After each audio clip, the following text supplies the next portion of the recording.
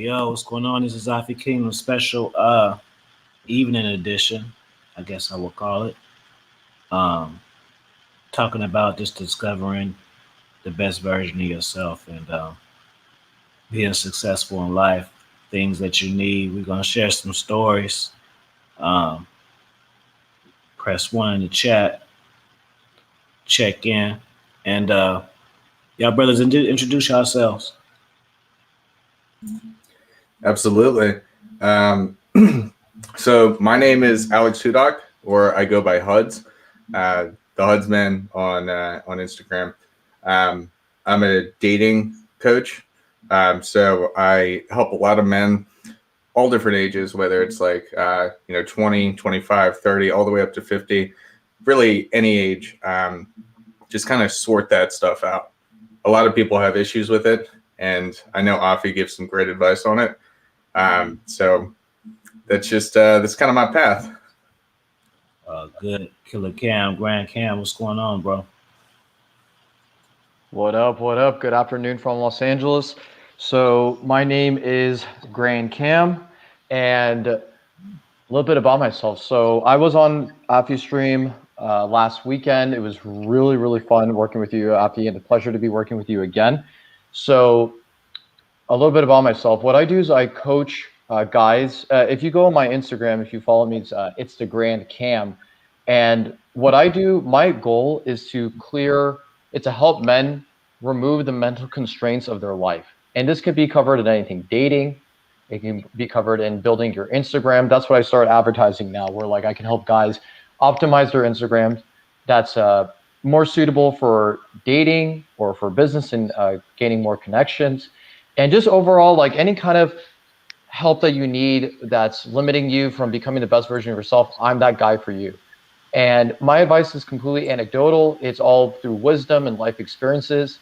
So I'm not teaching particularly any concepts to men, but what I can do teach you is like through all the mentorship I received from Afi Kingdom and other men out there and other like-minded men like myself, I can give you solid advice and put you in the right direction. Good stuff, man. Um, what do you guys think is as far as the topic? Like, where do you what advice would you give about to people? And then you can feel free to ask me, whatever you need to. But what do you think is missing? Why people aren't discovering their true self and living in abundance? I think it's a lot because people are scared of criticism from others. They don't want to admit what they want. They're so worried that, let's say you want to date multiple women.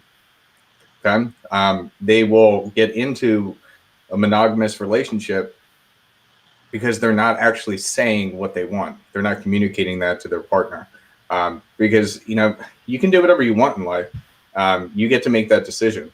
But when you're so concerned about the opinions and how others are going to view you, treat you, it just it starts a spiral where you're just never happy, and then you just waste time. That's facts. I feel like it's very important to get around people who share similar goals and mindset as you do too, because it keeps you motivated and accountable. And people don't realize how important that is. And I feel like it's an imperative quality you need to be successful in anything, and things that you have been successful in. If you kind of just do the leg work and think about it, that may be in a part of the process, but you just didn't really realize it.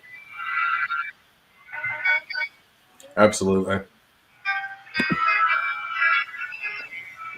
Yeah, Afi, for me, I would say, I think a lot of the reasons why guys are not entering their dating life and preparing themselves for the success that they deserve is because I would say it has to do with inexperience. Now, I know there are schools of thought out there where guys will not date multiple partners, or they will not try to date as many women as they can for religious reasons or for whatever kind of reasons that they have. I think there's a consequence to any decision. There's obviously a consequence to every decision that you make. One of the things that I would coach a guy if in the dating field is that if you are planning on, let's say you want to be monogamous and you do want to have like a family later down the road, you don't know if you're especially in your 20s, you don't know yourself. You don't know yourself well enough. And part of the experience of obviously not just through dating, but through rejection in business, through meeting friends that you thought were the right friends for you, but then they end up not being the right ones that are, they're not compatible with like your direction of life that you're heading towards. So let's, just to go back to dating really quick. When you date women and multiple partners and you just, again, go through the whole motion of getting rejected or getting, or going far with the girl for, let's say, a few months, and then it ends for whatever reason, you start to understand your boundaries. You start creating boundaries and values for yourself. Then you realize, okay, I like what this particular girl had, but but there was one thing about her personality I didn't really admire too much. So from that point on, you learn to try to cultivate as much information as possible. And when you meet another girl that you see as like a potential partner, right? She has like potential qualities that can make a good monogamous partner for you. Then you're going in with a new set of data and this frame of mind where now you can actually date her better. Because I feel like a lot of guys going into this field of like dating, like they don't know how to date well. They have poor dating skills. So I think guys out there need a lot of help with their dating. Hey, you guys could cam up. I'm just over here chilling. You know what I'm saying? If you guys want to show yourselves and all of that, these people see me all fucking day and all that. Absolutely. Just following your lead, brother. But appreciate that. Thank you, man. Sometimes I like just talking without the camera too because it's just a different flow. You know what I'm saying? I get up at 7:30 in the morning every day doing the shows on display every day. So on the weekends I just like to chill the fuck back. You know? What's Fair going enough. on, Pete Rock? What's going on, Trav? So y'all can have some questions for our guests on the panel too, as you just put them in the chat. Pete Rock, Trav, and whoever else come in. You know, what's dating like for you guys in 2021? Let me know about that from both parts. What is it like now, and how has it changed? Go ahead, Alex. Okay, sure. I'll start. So it's increasingly digital. I did not use dating apps until 2020 happened. But then ever since, everything got shut down, you can't really meet people in public. I had to learn that skill, and I had to learn it quickly. And it can be frustrating. I definitely would rather go out to like a nightclub or something like that to meet somebody. But you just have to adapt, and you have to try and get that, man to woman interaction, that in-person type of feel, as much as you can, which you can do when you're going in and doing video chats, FaceTimes, things like that. And that kind of levels the field so that you're able to actually meet up with somebody, get their trust, and like, okay, like I'm not going to die from a sickness or something like that. And make them feel comfortable that you can move things forward. So it's been about adapting. And I think it's been pretty easy, to be honest. I don't see the frustrations that a lot of others have been experiencing. What you got to say, GrandCam? What you think? I would say so. For me, the dating since 2020, I've gone through transformational changes for like my dating life has like been way better, and a good part of it has to do with understanding yourself, which was tailored to or relating back to the first question. So for me, I would say now I've been using the strategy of finding women on a dating app, and then I would put them into Instagram. And again, I'm setting myself up for success, and so am I setting up her for success too. So she's in mind as well. I know a lot of guys oftentimes they're just putting themselves like first, which is okay, but I think you got to take other people into consideration too. You got to demonstrate some empathy. So if you, for example, I think that the by you just, let's say, going from a dating app onto real life immediately without going through kind of a filtration process for the two genders, then you're not really setting yourself up for success for both of them. Because like, what if, again, within 20 minutes of conversation, she says something that ticks you off, or you say something that is incongruent to who you are or whatever, because due to your lack of a dating experience, she's not going to feel the conversation. Maybe she's not even going to bring up that she's feeling uncomfortable, right? So I think for me, like my dating life it's definitely like, it's digital. I barely, and I'm in Southern California, so really approaching women during the day. I know I'm not trying to excuse myself from this, but like it's much harder for women to be in the frame of mind to feel comfortable for a man to approach them, right? So I just go based off like a dating app, and it's very clean, it's easy, it doesn't interrupt my day. I just go on my breaks, and like when I'm ready or have downtime, I'll just send a message to the girl on Tinder or whatever app I'm on. So it's working out perfectly for me in my day-to-day busy life. What do you fellas think about cold approach? That's like a big like debate in the manosphere. You guys team cold approach or team not cold approach? Choosing signals only. Yeah, I'll say for my school of thought, Afi, and I'm on team cold approach, but I'm not from the school of thought where like you should go out there like dedicated I'm freezing up a little bit. Yeah, it looks like the internet's crapping out a 4 bit. hours of your time to do We didn't hear you. You guys say it again, cold bro. approach for X amount of women. Now, I think it depends on. You got a Say that again? remix going on, brother. I love the Cam remix. He can't even hear us. Yeah. No, I can hear you. I can hear you guys. You went out, bro. We didn't hear nothing you said for like the last 35 seconds.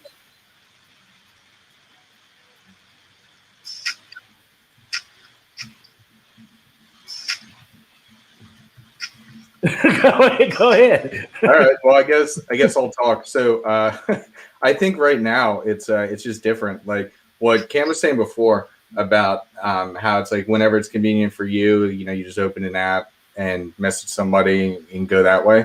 Quite honestly, like I actually like that a lot better because it's simple, it's easy, it's on your schedule versus when you think about a lot of people that talk like day game things like that, they're going out of their way to go to like a supermarket, something, and just go meet girls. And I think that I think it's just like a waste of your time because it's like you're not following your own purpose, and it's I don't know.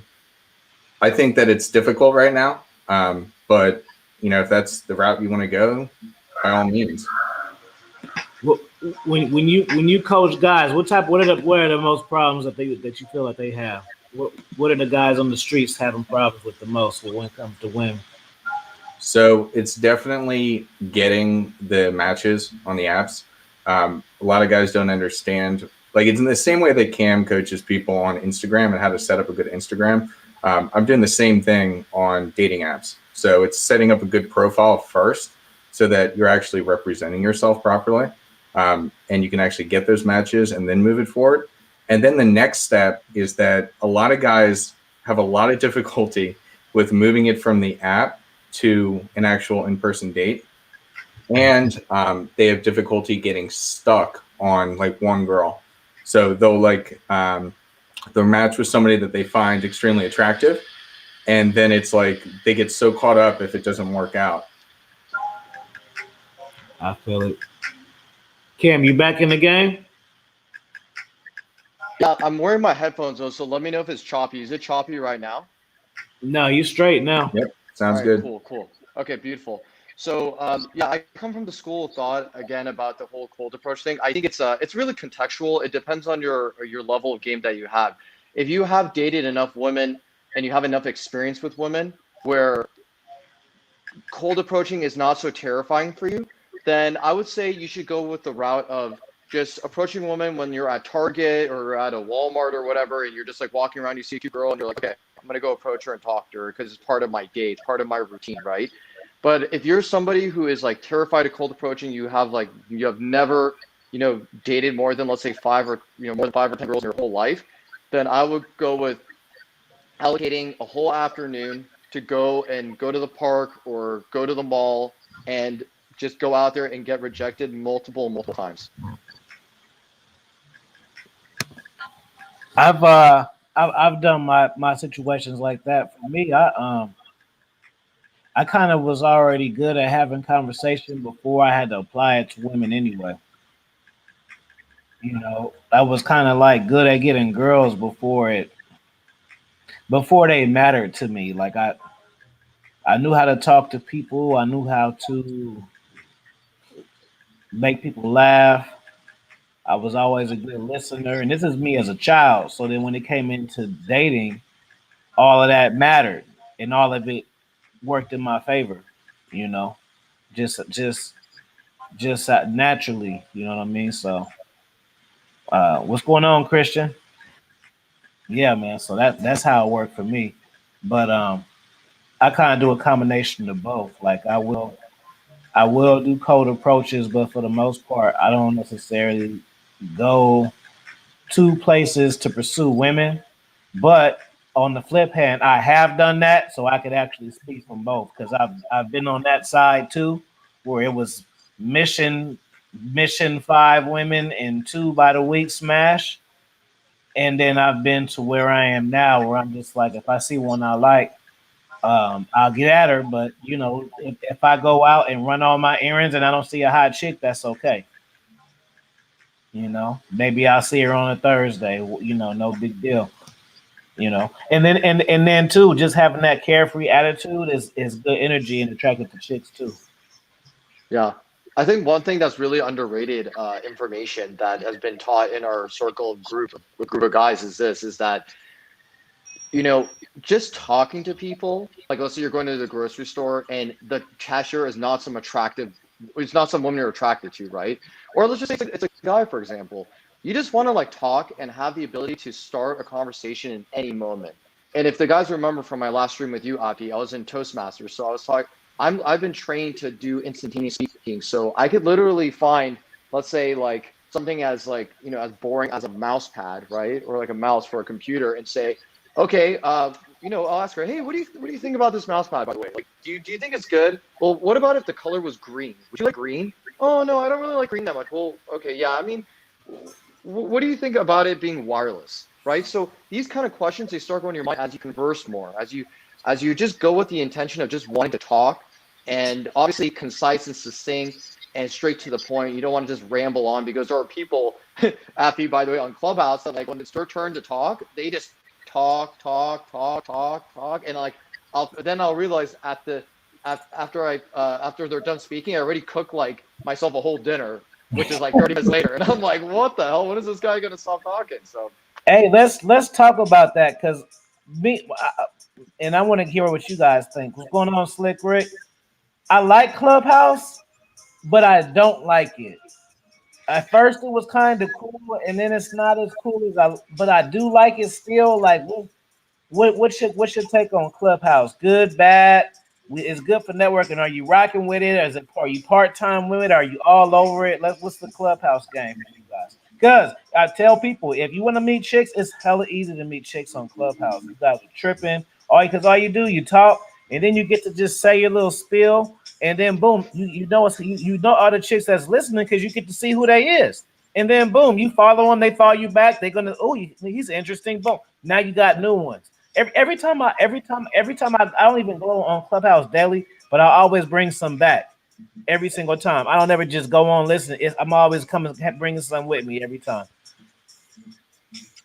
Cam, you go ahead and speak about this first, because I know you've been doing Clubhouse a lot more than I have. Sure. Thanks, Alex. So for me, and guys in the chat, if you hear my audio, by the way, it's like choppy at all, just please like write in the chat so Api can let me know. I'm on my phone right now too, so I have to connect with my my headpiece. So for me, Clubhouse is one of the best things ever created, and I don't see, Api, too many negatives with it right now. I don't know what exactly. I would love to hear what why you think there's some drawbacks to it as well. But for my take on this, okay. So guys who are not familiar with Clubhouse, imagine this: you go to a college campus, and there's a topic on dating, there's a topic on basketball, there's a topic on Elon Musk, and there's a topic on Bitcoin, right? And they're all like classes that you can just walk in without a permission slip. You just go in and do whatever you want, right? Sit in any of the classrooms. And then let's just say you go with the topic of dating, right? So you go into that classroom and you hear the professor, and there's multiple professors, right? Which are called co-hosts or moderators, right? So you're listening to what the professors are saying, and they're going to want that moderate the room to make sure that everyone gets a chance to speak. And it all depends on the quality of the room. So sometimes it's a free for all where the moderators have no control and the participants just yap, and it's not the most constructive way of operating in Clubhouse, or efficient way, excuse me. So let's just say it's your turn to raise your hand, right? You raise your hand, and then the moderator gives you the opportunity to speak. Now you unmute yourself at the moment where you're going to speak, and if you say some stuff that has substance, it's concise, extremely, you get concise. Being concise is extremely important on this app. So again, substance, it has substance, it's concise, and it moves people, right? Not everything you say has to move people, but if you can impact at least like 1 or 2 people, and you get that validation through people's mics being muted and unmuted, which is like a silent clap, right? And once you get that, then you know, okay, I said something that's pretty profound for some people. And for me, I think it's a great platform because like I feel like it's a low key way to like gain more business. So like I told Alex like this multiple conversation that through what I said, I got like 10 new followers in one day through Clubhouse. And then people sometimes go to my Instagram, just randomly like my pictures. I had a blue checkmark guy who's an artist, a Grammy Award-winning artist, sent me like a few messages and stuff. We were exchanging back and forth information. And I was like, wow, this is really cool. Like I never would have connected with someone like that. And I actually had a free consultation with this one guy on this platform where he was like talking to me about his inexperience of dating, and we were on the phone, and I was just like in the grocery store, like talking to him, like, hey man, I can help you out, and this is all through the power of Clubhouse. So that's my whole take on it. Alex? Yeah. So Clubhouse is fun. I saw somebody was asking in the chat, like, so it's a new dating platform. No, it's not. Okay. So Clubhouse, the way that it works is somebody will start a room and it's on any random topic. So it could be cooking, whatever. And you go in there, and if you want to share a thought, it's just kind of like an audio, like a live podcast type of thing. Essentially, like, yeah, something like this. And anybody can hop on. Now, Cam is right when it comes to some great networking opportunities.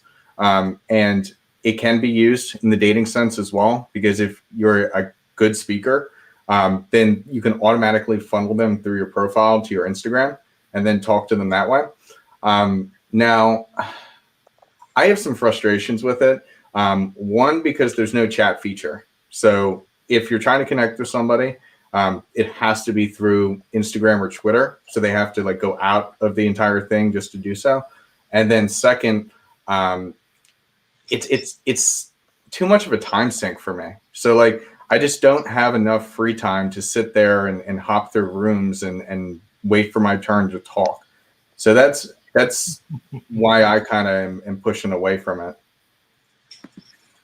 That's funny because that's the downfall. My experience on Clubhouse, it's an excellent way to network. I've had some blue check people follow me, chicks, dudes too. I've got sold them books on there. The first day I got on there, I sold a book and got a consultation. The first time I was on there, right? So that's where I always go where the money go. But the downfall is, so this was my formula when I did my Clubhouse. I follow each kind of person. That way I have access to all types of rooms. Like I follow, as far as women, like I followed a few conservative women. I followed a few artist women. I followed a few stripper chicks. Then I followed a few famous people who got big followings. And then I followed some business people and some art people and some authors and shit. So that's all my mix. So like some of the rooms, I don't like those follow rooms where they're like silent rooms and people just gain followers. But the thing that trips me out though is it just lets me know. See, you got to look at it things analytical sometimes. You feel me? And it's just like, damn, I'm in here listening. It's like 300 chicks in here just sitting here, just waiting to gain followers in the silent room. And that's just like, damn, man, chicks really be bored. Like, like so you text chicks and then they don't text you back. Why they don't text you back? Because they bored on Clubhouse gaining fucking followers. It's just like, that's all they care about is validation. Another thing is I didn't know it was so many fucking female dating coaches and matchmakers. It's a whole world, bro. I never knew about all of that.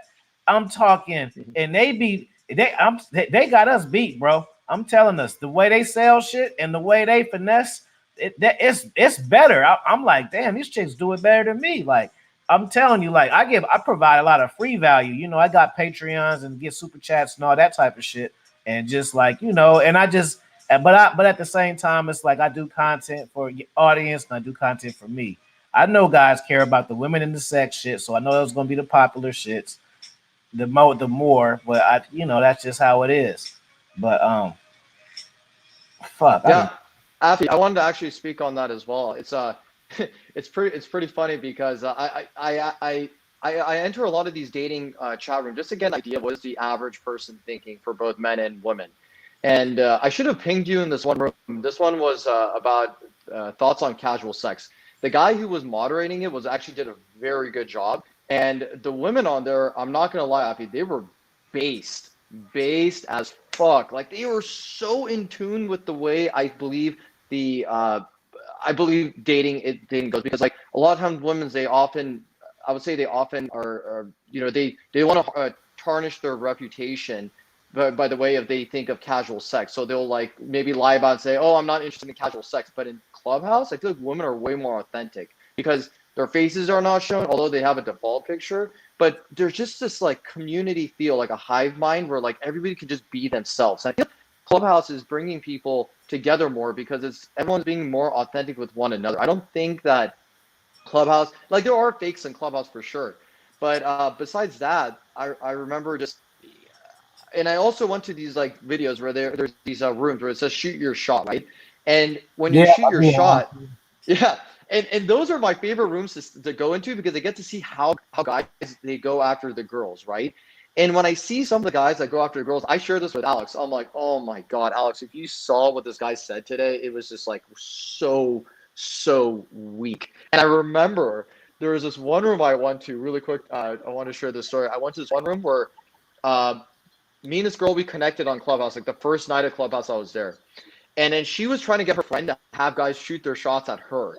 So it was already kind of like a lose-lose situation for any guy. Like it's all these guys are just like simping for this girl, right? So it's all these guys asking these questions, like after they're like asking, so what do you like? What do you do for work? And the girl's like, oh, I'm a UI design or UX designer or whatever. And then they're like, oh, do you enjoy it? Like really, really stupid, unnecessary questions. And I like unmuted myself. I'm like, listen, guys, let me just tell you the rundown.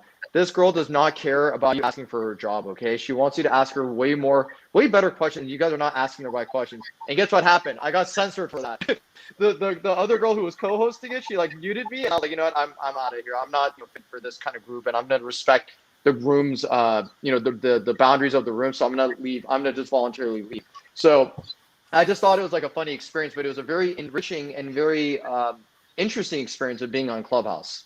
The simping on Clubhouse is way harder than the simping on YouTube. You guys think you guys see simping on YouTube? That's nothing. I thought it was something. I thought all guys be crying. I seen Darius McTow guys crying over their girl. No, no, no. The Clubhouse on simping on Clubhouse, oh, they pull out the capes because it's like it be showtime. Dude, I made a whole video about this. The very first time I went on there, um, the first room that it was because this guy Alex Porter, I interviewed him. He's a guy who lives a polygamous lifestyle, so he has two wives and shit. They had kids, all this shit, right? So so he invited me. So this was my first room I ever came in. Was the room he pinged me in. So the topic was can it be two alphas in a relationship? So you already know I'm like fuck no, right? And I'm with these cats with like it was like 8 of us on the thing, and it was like at least like 100 people listening. Like and as soon as I said that, the dude was like, "How dare you talk to her like that?" They was getting on my head. Yeah, man, you can't disrespect that queen. I'm like, what the fuck? I pinged Lawrence ass into that shit. I said, Lawrence, bro, you hear this shit? We listen to this shit. I'm texting his ass like I'm about to fuck with their asses some more. So I'm like, yeah, I just going on there and rant. Yeah, y'all don't give a fuck what y'all talking about. I just making a game of it. They're like, yeah, fuck you. I'm like, yeah. I don't care about women. I don't like women. Oh, yeah, how dare you? I'm just fucking with them and shit. We on the phone laughing and shit, just muting the shit. They pull out them capes, boy. RPC, what's going on, bro? We talking about Clubhouse simping. Oh, it's out of control. I joined a room the other day and it was like, let's glorify women that cheat on their man. Oh, shout out to Yeah.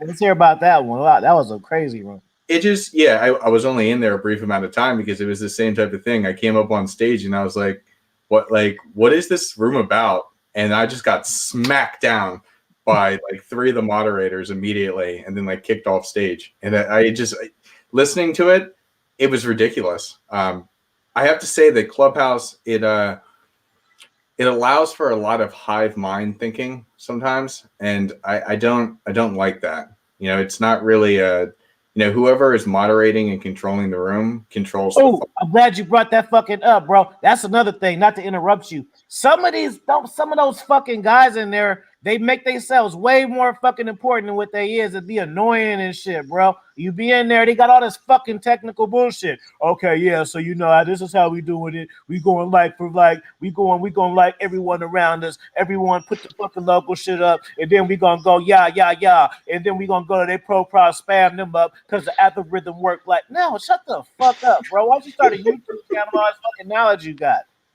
And you feel me? And then technical. Okay, so right now we doing the quiet room for 7 minutes, and then after the next 3 minutes, we're gonna do shout outs. And oh my god, bro. I see you wanted to have a show for a long fucking time, and now it's your opportunity. I see that. God damn. Start a fucking YouTube channel. They can't wait to say their fucking rules and shit every 3 minutes. God damn, I'll be out of here like, man, fuck this. Absolutely. One thing I want to really quickly point out about Clubhouse as well is that I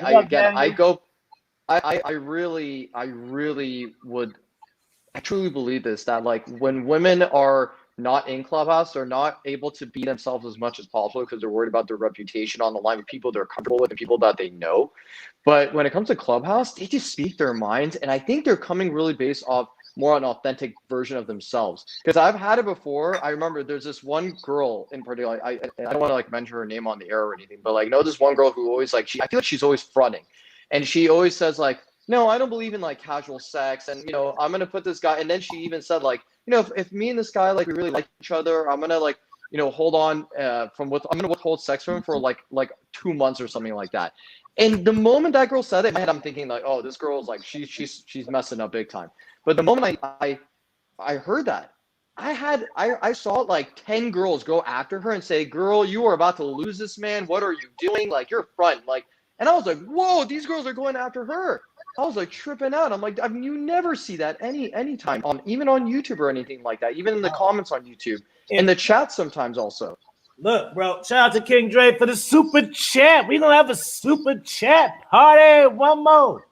Look, I think that everybody, if you a dating coach or you create any type of content about female nature or anything like that, you must have a Clubhouse. Why?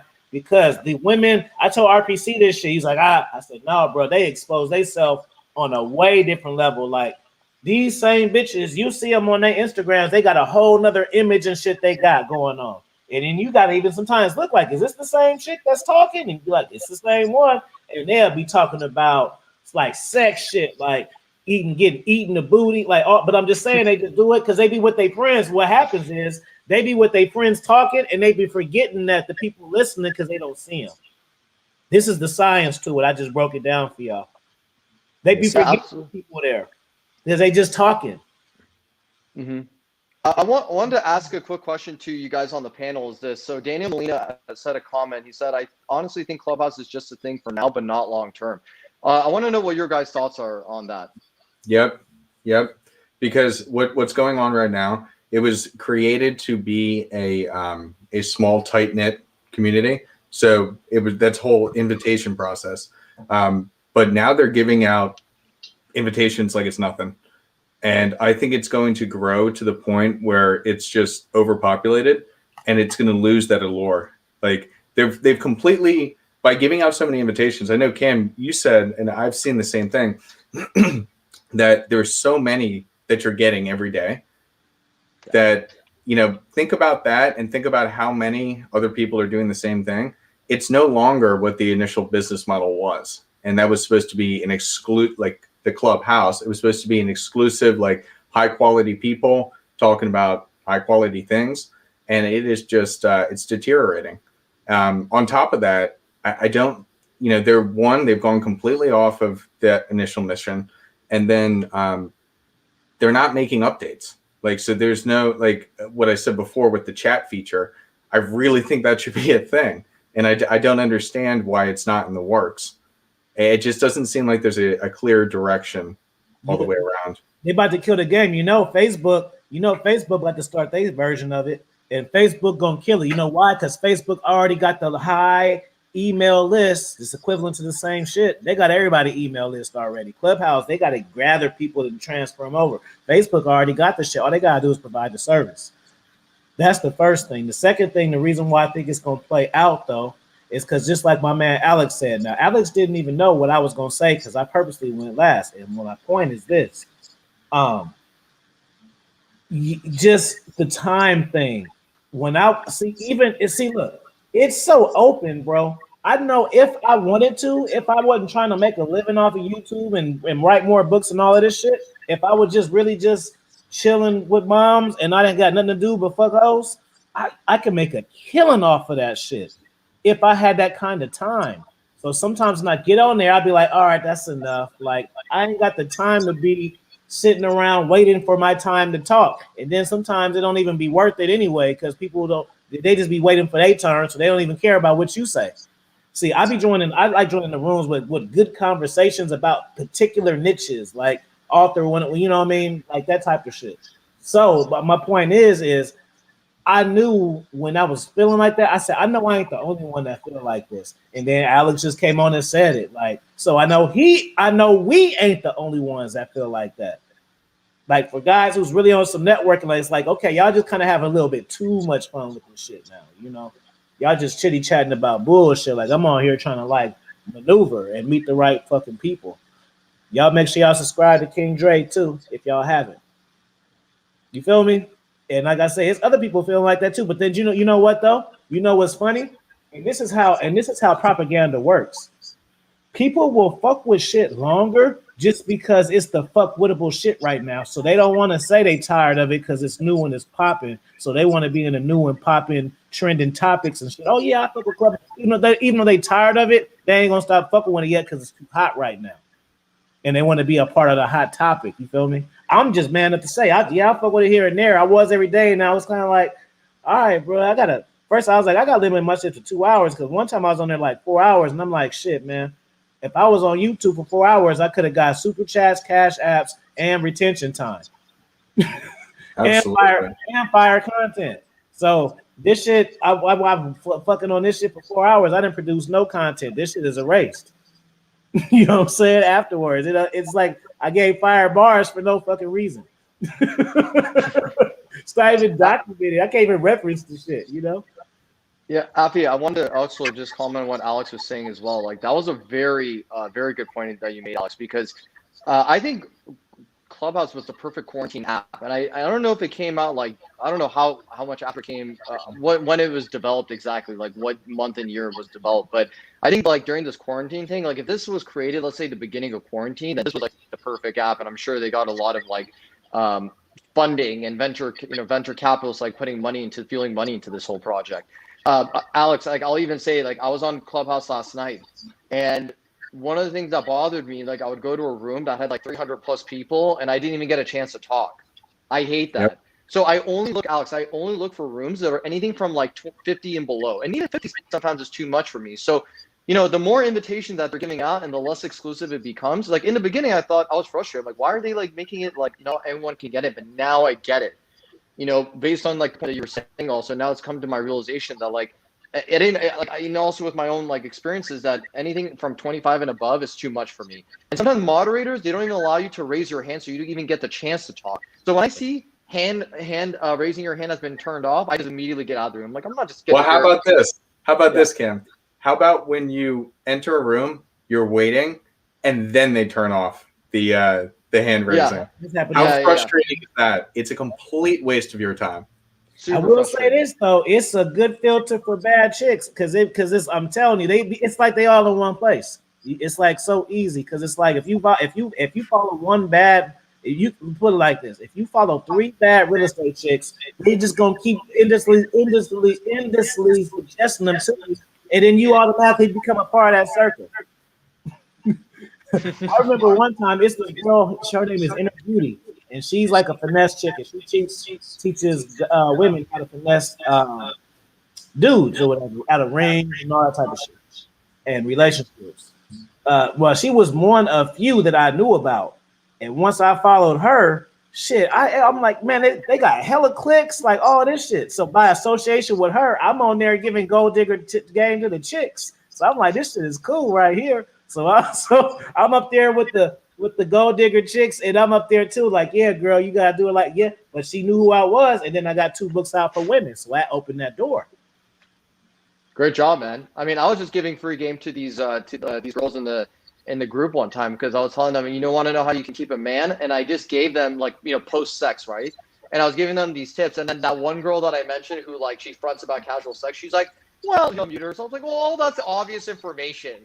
And like before she said that, there were a bunch of girls that were unmuting themselves and back to muting themselves, giving me the silent clap. But that one girl was a complete hater, was just like, well, that seems pretty obvious. You didn't really teach anything new. And I just kept my mouth shut to that because I didn't want to disrupt the room and make it like anything more than what I just saw, like, get out of here. It's like, come on. RPC, I seen you earlier. Shout out to my brother RPC. Y'all make sure y'all subscribe to his channel. James Brown says, yeah, I don't have my own room I be throwing. I just be joining people rooms. I am gonna join a room. I mean, start a room. I tried one before, but then that was when I first started, so I kind of didn't really know what I was doing. But I want to build I want to like we were just talking earlier. I want to build a following over there because it's like I can. What? Okay, so it need to crack. Like the people on here, like I know all of you guys. That's cool. I don't know those cats, so I can't just talk whenever the fuck I want. So I don't want to just be hosting shit over there if it ain't people showing up because that's like time I could be doing it over here and it benefit me over here. You know what I'm saying? It don't benefit me over there. So if you make a topic that's universal, though, Afi, like let's just say we're not doing a topic on dating. I know today's like stream is primarily based on dating, but like if we were to talk about, let's say, self-help, well, I have a lot of friends that I met through Clubhouse, internet friends, right? I would just ping them in, and you have people that you're following as well, and they have people that follow you back. So just ping them. That's all I would do. And then of course, like me and Alex, we have our circle of guys that we could like say, hey, come into the chat, come support us and stuff, and also give your 2 cents. More importantly, don't just come and listen, but actually like bring up your opinions because that's what Clubhouse is all about. It's an exchange of ideas. So I mean, I was talking to Alex about this too because him and I were trying to figure out something to do on Clubhouse as well for more on like the dating premise, but. Afi, like if we did, let's say something like us three, or like with multiple guys as like in our circle to be moderators, we just ping everybody else, and we have girls in too. It's not just guys, but girls can relate to self-help and motivation and creating goals. And why are you holding yourself back from achieving the goals that you want in life? I'm gonna tell you this. Well, I don't know, Alex. How long you been making content for? So when it comes to go ahead, Alex. Yeah. I see. You asked about the female books. Yeah, I got 2 of them: Analytical Confusion and Finesse Game. If you guys, a moderator, put it in the chat for me. Go ahead, Tamis. Y'all go ahead. What you saying? Yeah. So when it comes to content, I'm fairly new to it. I've kind of been behind the scenes in this community for a while, and as Cam and I are kind of launching different business ventures, I decided, I'm going to put stuff out there. And I work with a dating app, and I'm contracted as a dating coach for them. So from that, with one of the other dating coaches, she's a female dating coach. I've been doing shows on Clubhouse myself. So it's been interesting to see that side of it. But as far as, fully answering your question, I don't really have content out there. Oh, okay.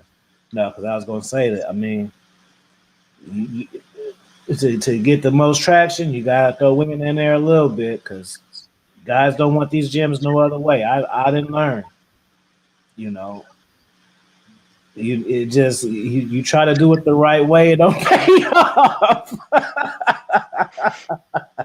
It's all about taking that first step, right, Afi? So yeah, it don't. It don't. It Yeah. don't. But then, like I say, at the same time, like me, I always, and I pride myself. Even though I'm good with women and stuff like that, I don't gear my channel. It's be all over the place. Like that's why I do a lot of interviews because that produces different content. Like it'll be coding or something like that. Somebody will be on here talking about that. So it's just really on some chill. We all got game, and we all see. My thing is just about putting successful minds together. Putting successful minds together, and then that way you can use that mindset to where the fuck you want. Winner mindsets are across the board, whether it's dating, whether it's being a computer tech, whether it's writing a book. If you got a winner mindset, that's going to take you everywhere you need to go. So I try to create a space for that. You know what I'm saying? And I remember, Yeah. before it was like strictly dating, but then I would get burnt out because at the time when I'm not fucking with bitches and shit, and I'm just on my grind, I don't necessarily want to spend my energy talking about it the whole time. You know what I'm saying? Because I'm not doing that on my spare time. But then I got to tell you that, like, so I'm glad that I Right. gave myself that space to where, you know, people are topic based. You'll realize that going in too. Like you would assume, like people, if they like you, they want to hear everything from you, but that's not the case. If I get ratchet and to be on here yelling, they love it, and they'll spend money and they like, yeah, yeah. Or if I got women on here, they love it. Whether they like to look at them or they want to troll them, it's the same difference. But when you on the real shit, they like it the least. But at the same time, as a host and just as a man, I have to have these conversations. Just for myself. You know. Yeah, Mhm. absolutely. One thing I want to point out from what you had said, Afi, is getting great minds together and how important that is. So that's actually how Cam and I met, is because I had put together a group of a lot of people that all have specific skills. Everybody is like a master at whatever craft, whether that be fitness, investing, crypto, dating, things like that. And by having us all together, we're able to learn so much more from each other, and you can continue to push onwards and succeed in life in ways that you wouldn't be able to either. So when we're talking about that main topic of the show of like finding yourself and living yourself, that's one of the best ways to do it. And if you're not, like if you look around at your friends and your inner circle and it's not where you want it to be, then you're messing up. And you need to find those types of men that share that mindset and want to do more, because it then pushes you to do even more. Facts. Like people question me, like, man, why you write a lot of books. Like, how do you do that? Or why do you even do it? And I tell them, like, because I like to. That's why. Like, reading is not a chore for me. It's shit that the same way I like to write shit down is the same way you like to play video games. It's the same level of interest, but it just not, you don't have that same level of interest for that. So you think it's like some nerd shit, or why do you must be stressed out, or no, like I'll be having a good fucking time writing down my fucking thoughts. You know what I'm saying? And I don't get depressed at all. You know what I'm saying? Like I just put, yeah, and y'all want to get my books, like I say, 60% off. Shout out, see, and Alex, he got all my books in one swoop. GrandCam got all my books. A lot of times, and this is game within game. A lot of times you ask questions. That's why we produce products. Alex, he has products for you to get because that's why they're produced. A lot of times, like I know all the time when guys come to my channel, I know my regulars. I have a sophisticated and ratchet gangster audience. You know what I'm saying? Like I know and I have women. So it's like everyone over here pretty much knows game. Like this is a chat room where they know a lot of this shit. You know what I'm saying? They don't have to co-sign me. They know their own stuff. And that's why we all have that same energy. My man Blackshed says, thanks, bro. I will catch this on the back end. But shout out to the homie JW. This is from him, bro. Thank you, bro. Yeah, thank you for the super chat, Now Blackjack. look at this, bro. This is what I'm saying. You see, that's why it's not about being popular, and it's not about how many watches you have. It's about who's watching. Prime example. I did my free game Fridays, fellas, yesterday, right? My man Mhm. Blackjack, he was having a problem super chatting. So then my other guy, JW, he left a $20 super chat for him yesterday. JW not even in here, but Blackjack, he's super chatting for his friend yesterday. So we got people super chatting for each other.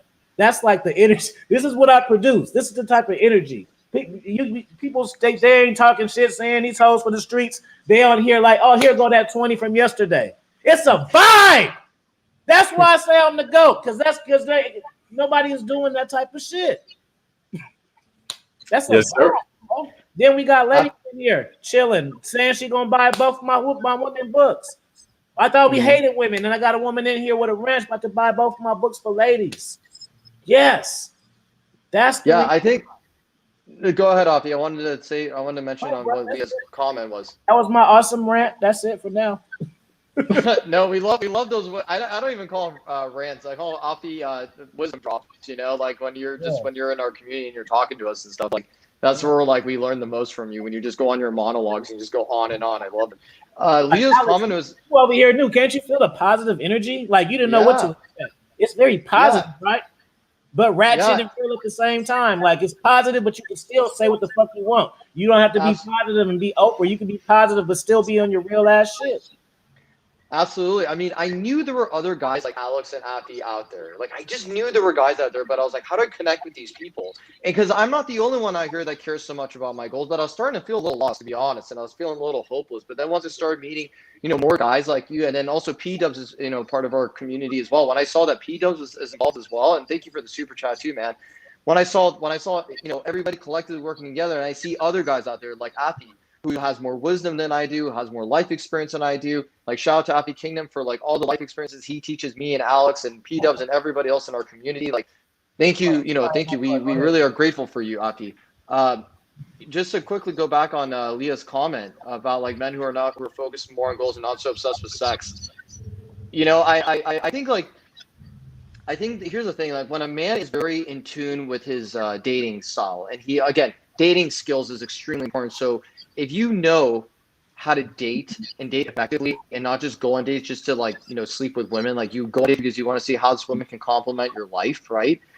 Then you become this, there's a different side of you, there's this character of you that's holds more substance and is more influential and more just someone who's like a better quality and more of can provide value to society. So I agree with Leah's comment. So if she can find like a guy out there, or maybe she is with a man right now, but if you can find guys that are like more goal oriented, right? And dating is not something, and they come off as someone who's strong in their dating skills. Like they go through the filtration process for both men and women. Like he gives her the opportunity to like filter him out, and he does the same for her. Then that's a beautiful thing that they can create together, right? If everything's compatible with one another. So I appreciate that comment that she said. Good, real quick. I got to do real quick. It is a super chat party. Super chat, super chat, super chat, super chat, super chat, super chat, super chat party. Let's go.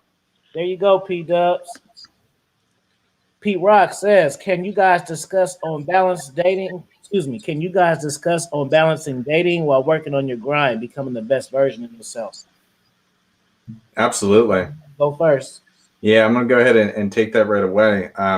That's what I was saying before, where it's when it's convenient to you. So if you're on your grind and whatnot, like you spend 5-10 minutes when you're on the toilet and you'll go through your matches, send messages, things like that. Like, I mean, straight up, like you fit it into when you can. There's no reason to be so focused on it that like it's overwhelming.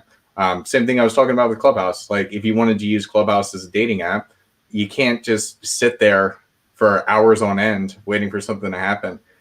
You just need to fit it in. It comes down to basic time management. You fit it in when you can. And then, with those matches that you'll get from doing something like that, 10 minutes a day, you go ahead and put something together for the weekend. And I really, it's not, I feel like everybody thinks it's so time consuming, but it doesn't have to be, especially if you're like no tolerance for BS. It's pretty simple and easy. Cam? Oh, absolutely. So, wow. Okay. So, P-Rock, thank you for that question. That's a very, very good question. Here's the thing. You're going to need us to coach you on it. Either on any of these men on the panel can definitely help you out with this. So, the reason why I'm going to say you need a coach is for this reason, because if you're having trouble dealing with time management and dating, then there's probably an area of dating that you're not getting the best results. Now, I don't know you personally. Please don't take this the wrong way. I'm just, this is just my thoughts. There's probably some areas of improvement that you need because it's taking too much mental real estate up here. So you're trying to figure out, like, okay, how can I go about my day and have the best results, right? Optimal results of dating without being with women who are not really interested in me, or women who are like not taking me as seriously as I see them as seriously, right? So if you, let's say, were to hire one of us to be your coach and to teach you and train you how to like get the best results, like where you wake up every day and you got like tons of dating matches, and I don't know what your intentions are with what you want to do, whatever your route is for dating. So, but I know that you do want more results, most likely, right? So if you, let's just say, are waking up to at least on average 3 to 8, or by the end of the day, from when you wake up, by the end of the day, you're getting about up to 8 matches on girls through different platforms like Hinge, Bumble, Tinder, and any kind of ethnic dating app that's out there, then you're not going to care. So it's going to go based on what your time is. So like Alex is saying, it's going based on what your time allocates, right? What it allows. So there's downtime on the toilet, downtime like in your place, you're chilling. If you're watching Netflix, like, open up your phone while you're like, you've probably seen the same Office episode multiple times, right? You just open up your phone, you go on Tinder a little bit, you do a little bit of swiping, and you're like, oh, okay, here we go. I got like some matches. And then I preach the process of once you have matched with the girl and the communication's going well with the girl, right? Like she's reciprocating. There's no unnecessary friction between you guys. Then you get her on Instagram. Okay, that's why I coach guys on having a really powerful Instagram, because if you have a strong Instagram, then you're always set up for success. So it's almost like she can't say no. When she sees your profile, she's not going to deny a chance, right, to see you. So then once like you guys get on the platform, you start talking, then you're filtering out. So then you are dating efficiently and you're managing your time effectively. I want to add to that as well when it comes to time management. So when you are matching with a girl, you need to have that FaceTime or video chat beforehand, before the first date. Because when you think about a first date, like if you're not screening ahead of time, you could completely be wasting so much of your time. So when you have that like 20-minute video call to like, it's essentially your first date. You're able to screen out, like, does she look like her photos? Can I actually stand being around this person? Like, are they fun to talk to? Like, do we vibe together? You go ahead and you wipe that out already so that when you actually meet up in person, you're both excited and you like each other. Instead of just like setting aside like, oh, we're going to go out to dinner, we're going to go get drinks, whatever else, and you just wasted 3 hours of your night for no reason. And money and resources, right? And then really quick, just really quick to finalize the comment on what I want to say about P-Rock's question. P-Rock, if you go on my Instagram, I had an interview with Alex about this exact thing, and we talk about somebody literally asked the same exact question you asked, which is how do I manage my time effectively and efficiently? And I don't know exactly what part of the video it is, but make sure you skip at least 3 minutes, because like there's this like little bit of like it was a little bit buggy in the beginning where I had to like get Alex on the thing on the stream. So if you go at least 3 minutes and 20 seconds ahead, from there, like you're gonna get all kinds of questions that are probably what you're thinking as well. And any of these guys on the panel can help you figure out how to manage your time efficiently. So you're just gonna go on dates, and it's almost like a win-win situation. Even though we're not guaranteeing results of what you're hoping for, but we're gonna put you in a position to actually get you the kind of woman that you want to date, and she's looking forward to seeing you, and she's looking all super pretty and cute because she knows that you're like a catch for her. Good stuff. Yeah, and super chat party, man. Happy you weren't lying, man. This is a super chat party right over here. It's awesome. That's how we Yeah, do. thank you, Pete Rock. Appreciate that. Let me go ahead and for Pete Rock. Hold on. I'm gonna give you the player version. See, I got see you can't bite. You can try to bite it, but I got more than one version, so that's why it's hard to bite. I make it hard for you cats to keep up, man. I got you, Pete Rock. Go ahead. Let me see if it's a question in there. Let's do a Q&A. If you guys got some questions, let's put some questions in the chat for my players on the panel, and they can assist you. And I can assist you maybe if you need me to ask me. But I want you guys to ask Alex and Cam some questions about dating or anything that we talked about. Afi, before we go into like anyone who wants to pose any questions for Q&A, I want to know what's your opinion, like, to Pete Rock's question. How do you manage your time efficiently with the world of dating and all business? Because look, you're a very busy guy. All three of us were really busy men, and I know like your life pretty well because you shared it with us so explicitly. So could you share what's your opinion on this whole thing? My future mean more than everything to me. So my future that I want is going to provide me with the resources to feed everything else. So I can feed things a little bit now, or I can get where I want to go, get that bag, and then feed everybody then. You know. So Yeah. my goals are just more important than anything. You know what I'm saying? Yeah. I mean, that's a very good point, but see, the thing is, like, at your level of understanding of life and game and Mhm. dating women, you know that while you do say that, you don't throw women to the side. And what I mean by that is, like, there are a lot of guys that go like monk mode or whatever. I know that's like praised in our community. Mhm. I don't believe really necessarily in monk mode so much. I do think like there are moments where you do need to take a break from dating if it's taking over your life. Like if you're, let's say, like to Leah's comment, if you're just overly obsessed with sex where it's like compromising your goals and compromising your diet, compromising your sleep, compromising your fitness, then I would definitely take a step back and focus more on your goals. Because again, you cannot give your best self if you're not in an optimal state, right? And remember, we're talking about another live human being. This is another woman out here who has feelings, she has goals, she has, a life, she has a family or whatever, right? So you want to make sure that if you're going to date someone, date them at the most optimal state. Now, I'm not saying wait till you're rich and successful and you're super big six-pack abs type guy, but I'm saying like, inside, inherently, you just feel happiness, tranquility, focus. You're just totally in tune with yourself. So that's what I mean in your most optimal state. Um, have you ever had a monk mode before? I'm sorry, what was your question about monk mode? Have you ever did one before?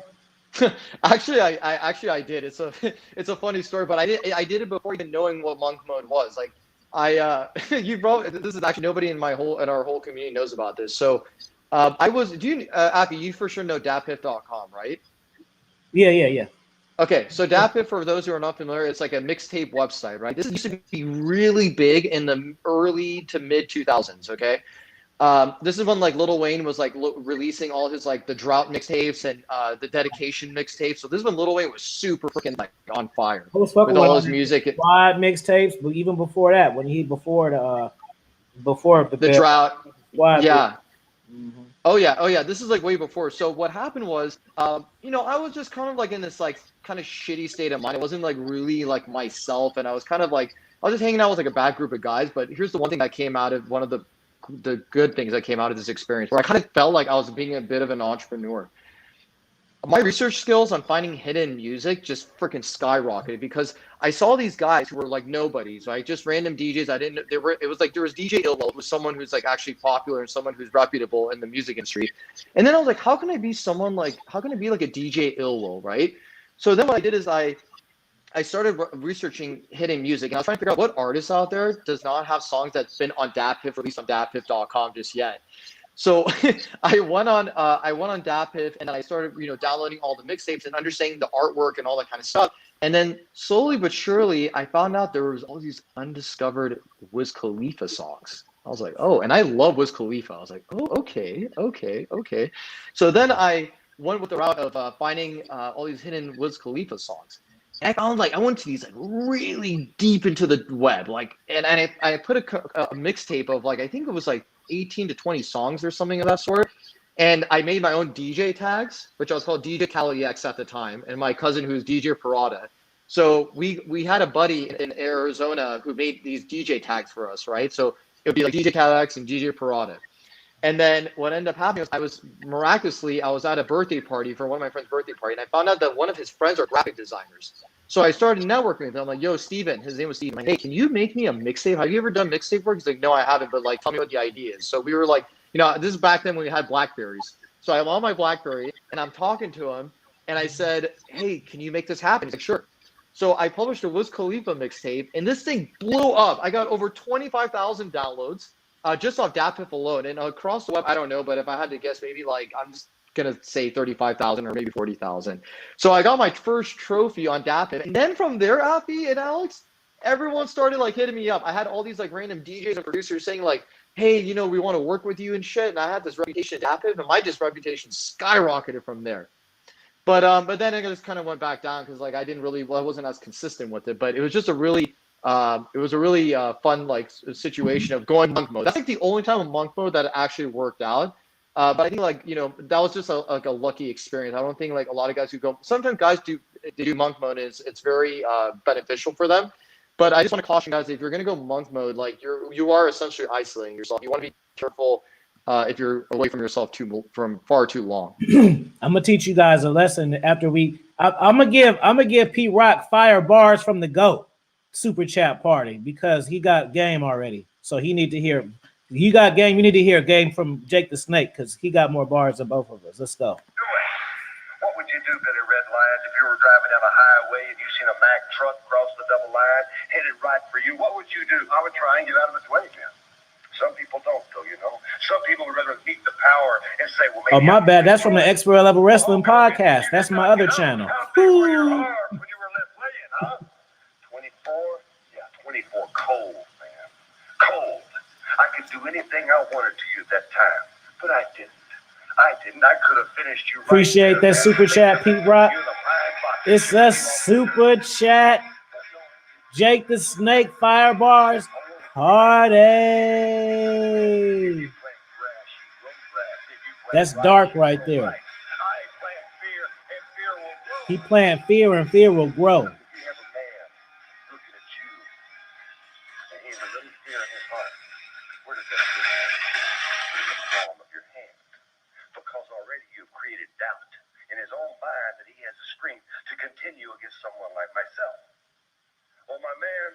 Bars. Time is running out. You've had time to think. And I'm surprised that you're not pulling some strings. Everybody knows how close you are to the president of the WWF. But see, sometimes strings can't save you. Sometimes you have to face the facts. And the fact is this, Hulk Hogan, I am a better man. You see, just when you thought it was safe to go out at night, there's the snake. And the snake's hungry.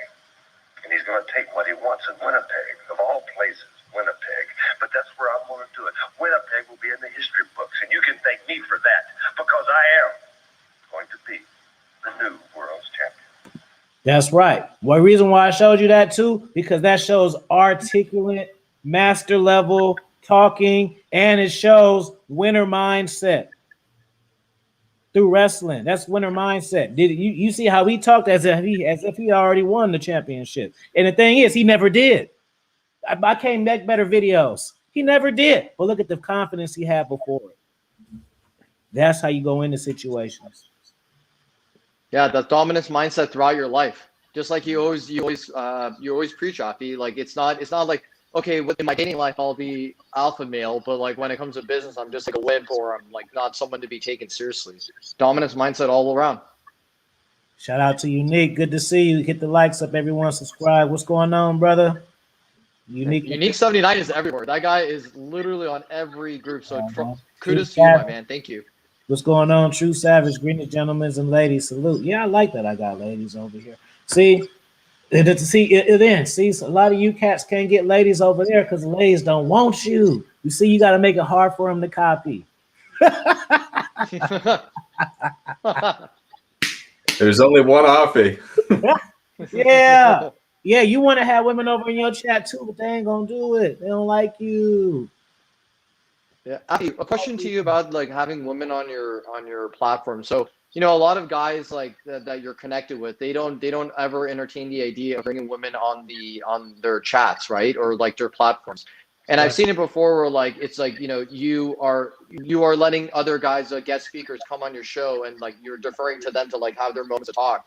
So what's your experience on like guys who are not interested in having women come on their platform? Because that's something Alex and we've always wanted to do, and we were actually interested. And we had a woman DM me and tell me like after your stream, Cameron and Alex, like you helped me out a lot, and I've decided to leave this guy that I'm with because he's not the kind of quality guy I'm looking for. So why do you think guys out there are doing it, and why do you go with that route of like letting women come on your platform? I'm gonna teach you this lesson, and I'm gonna teach you the lesson that you thought I forgot about. The first lesson was about the monk mode. I would suggest there's a difference between being away for a little bit, chilling, than actual some plan. I'm not fucking with it type shit. It tweaks your shit. I was getting a gang of bitches. I went 3 months for it. When I came out of it, I'm my master level now. There's nothing that can touch me because it takes the value off of women and sex away. Like it's crazy. Like it takes it away because throughout that time, whether it's growing your YouTube or your Instagram, say that's what it is. You get so invested in that, and it becomes so a part of your routine that when you date women, you know that you're taken away from your purpose, and you deal with them like that, which is attractive. And see, it just goes like that. So that's just some free game right there. Boss webinar free boss game. Now the other one, as far as having the women on the paddle, this is more boss game. You got sometimes when you do what you want to do it and how you really want to do it, it's gonna take longer, but it's gonna feel better. Okay. So what do I mean? Well, like this, if I gave like pickup artist advice and did infills, the shit that guys really want to see, I could grow way faster. Or if I had that type of content, but I don't want to do that, so it's going to take longer. Now I'm considered a dating coach. I got dating coach the other year plaque from O'Shea just a few weeks ago. It's on my wall, you know. But it's like I do stuff like I just showed you that video I just played. That's from my wrestling channel. If you want to be a dating coach, they're not going to say, yeah, you should start a wrestling podcast too. It's not even the most popular alpha, even though it's alpha shit, it's not looked at as that. It's not the most popular thing. And then I got a channel, Alfie and Links. I got 4,000 subs with me meeting with my dog. It takes master level charisma to pull that off.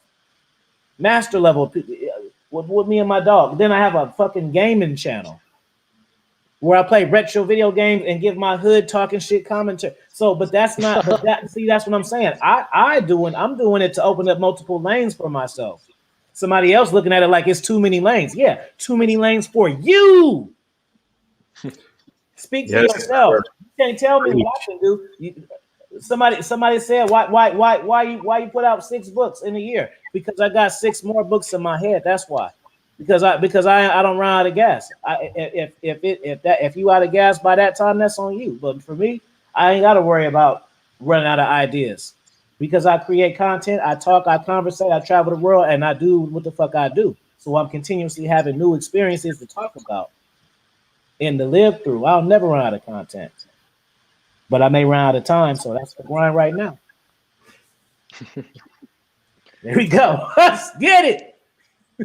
It's good stuff. Yeah. Get the fire signs in the chat. Yeah, Get the fire signs in the chat. Put them down. But yeah, I would. I would suggest everybody. I would say just do it for like 30 days and just see how you feel. As I say, it's different. I went on droughts before, but when you're on monk mode, like you're turning down coochie in that process. It's losing value as you're doing it. Like, I actually completely disagree with the monk mode stuff. I think you should always be focused, but cutting out things from your life, like cutting out girls entirely, I don't get that. I really don't. Have you mastered women? I believe so. All right, so that's the difference. See, so the whole key is master level game. See, if you master women, you may not feel the need to do that. But if you haven't mastered yourself, then you need to do that because you have to have yourself mastered before you master women. Afi got an answer for everything. Super chat, nine of the hottest in the game. Right on cue, baby. What's Good going stuff. on? Much love. Thank you. Thank you, guys. Thank you. Appreciate that. Thank you very much.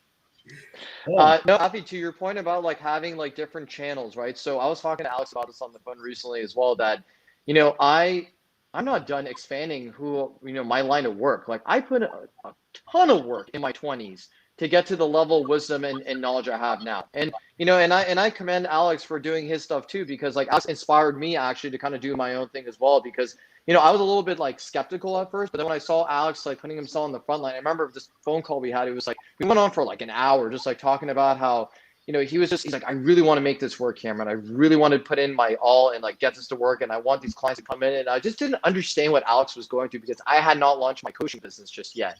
But then the moment I launched it, I was like, Alex, I'm sick of tired of being in this situation where I don't have enough clients just yet. And Alex is like, listen, Cameron, we're all in the same boat together. Like both you and I, we're going to get through this and we're going to like, you know, reach out to tons of men out there who need our help. Mm-hmm. And so then my creativity juices started flowing. I'm like, okay, fine. I can be the guy that can help guys build their Instagram and optimize it for dating and business and connections. Perfect. Okay. The next thing I can also teach is, which is not revealed yet, but it's now revealed on the stream. I'm going to help guys with public speaking. Like I'm going to teach you how to be an effective communicator, where I will even create it's not, the idea hasn't been finalized just yet, but like what I'm planning on doing is like building a platform for guys to practice their public speaking with me. So it might be some homework, or I'm going to ask you to like give me a speech and I'm going to watch you and I'm going to critique you. And it's always, of course, constructive criticism, because listen, if you have good communication skills, and for the guys who didn't watch the chat or the stream between me and Afi last weekend, I was in Toastmasters Public Speaking Club. And I was the president of the club for 1 whole year. And I also have experience going to my university. I went to a corporate office and I taught people how to do public speaking. So that's been my number one thing I've been teaching guys, is how to do public speaking, right? How to be effective in that. Because once you got communication down, it helps you with dating and it helps you with social settings, right? So imagine if you are going to be giving a toast one day at your homie's wedding or something like that, right? You can be that guy that can make a very, you can captivate an audience. If you're able to do that in the workplace, in the dating scene, in the social scene, you're just going to be like unstoppable. And people can see you. They're going to say like, hey, there's something different about you. What is it? You know, you just do communication style. Hey, real quick. Let me press a one in the chat if y'all want some master level game. I'm gonna show you some master level game real quick. This is what I want to hear it right now. I'm gonna use Alex's comment about the monk mode, and then I'm gonna use connect the dots, and then I'm gonna use this one that says Afi Kingdom is absolutely brilliant, and I'm gonna connect that dot to this one and say monk mode will make you resty, and I'm gonna connect that to that, and then I'm gonna bring it full circle, and I'm gonna teach through these comments an absolute is imperative lesson in life. Boom. Now, you're first off, you're absolutely right. Afi Kingdom is fucking brilliant. I'm brilliant as hell, bro. Y'all just know me before I'm famous. Feel privileged. Everybody else you gonna say I've been to that fucking guy. Them guys on TV ain't got shit on me, bro. They just on TV. That's the only difference. Right? Mm-hmm. That's the only difference. Yep. So look, this is the thing. Monk mode, it will make you rusty. But let me give you the antidote for that. Unique and everybody else listening.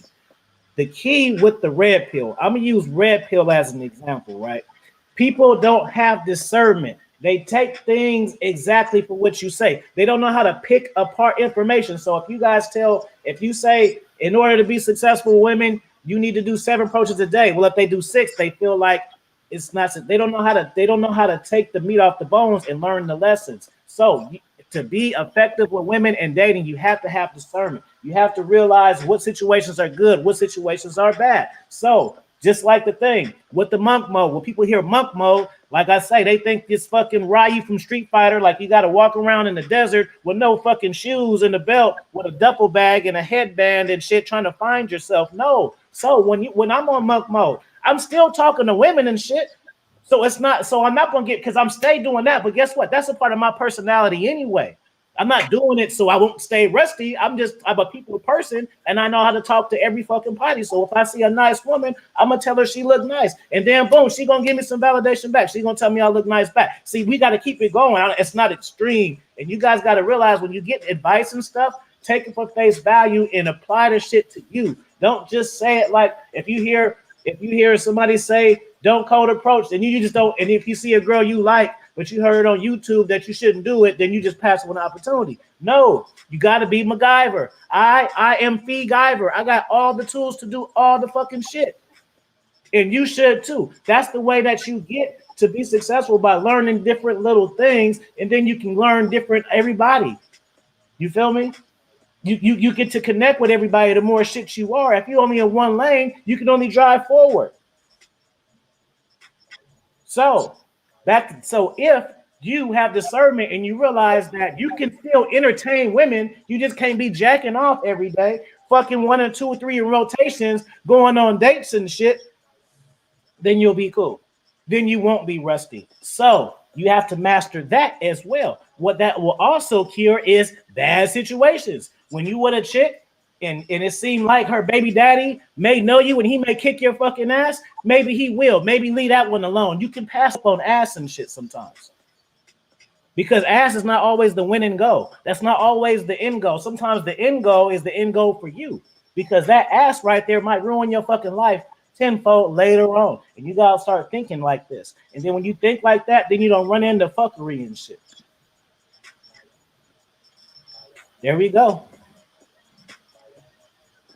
It's truth. Damn. Absolute truth.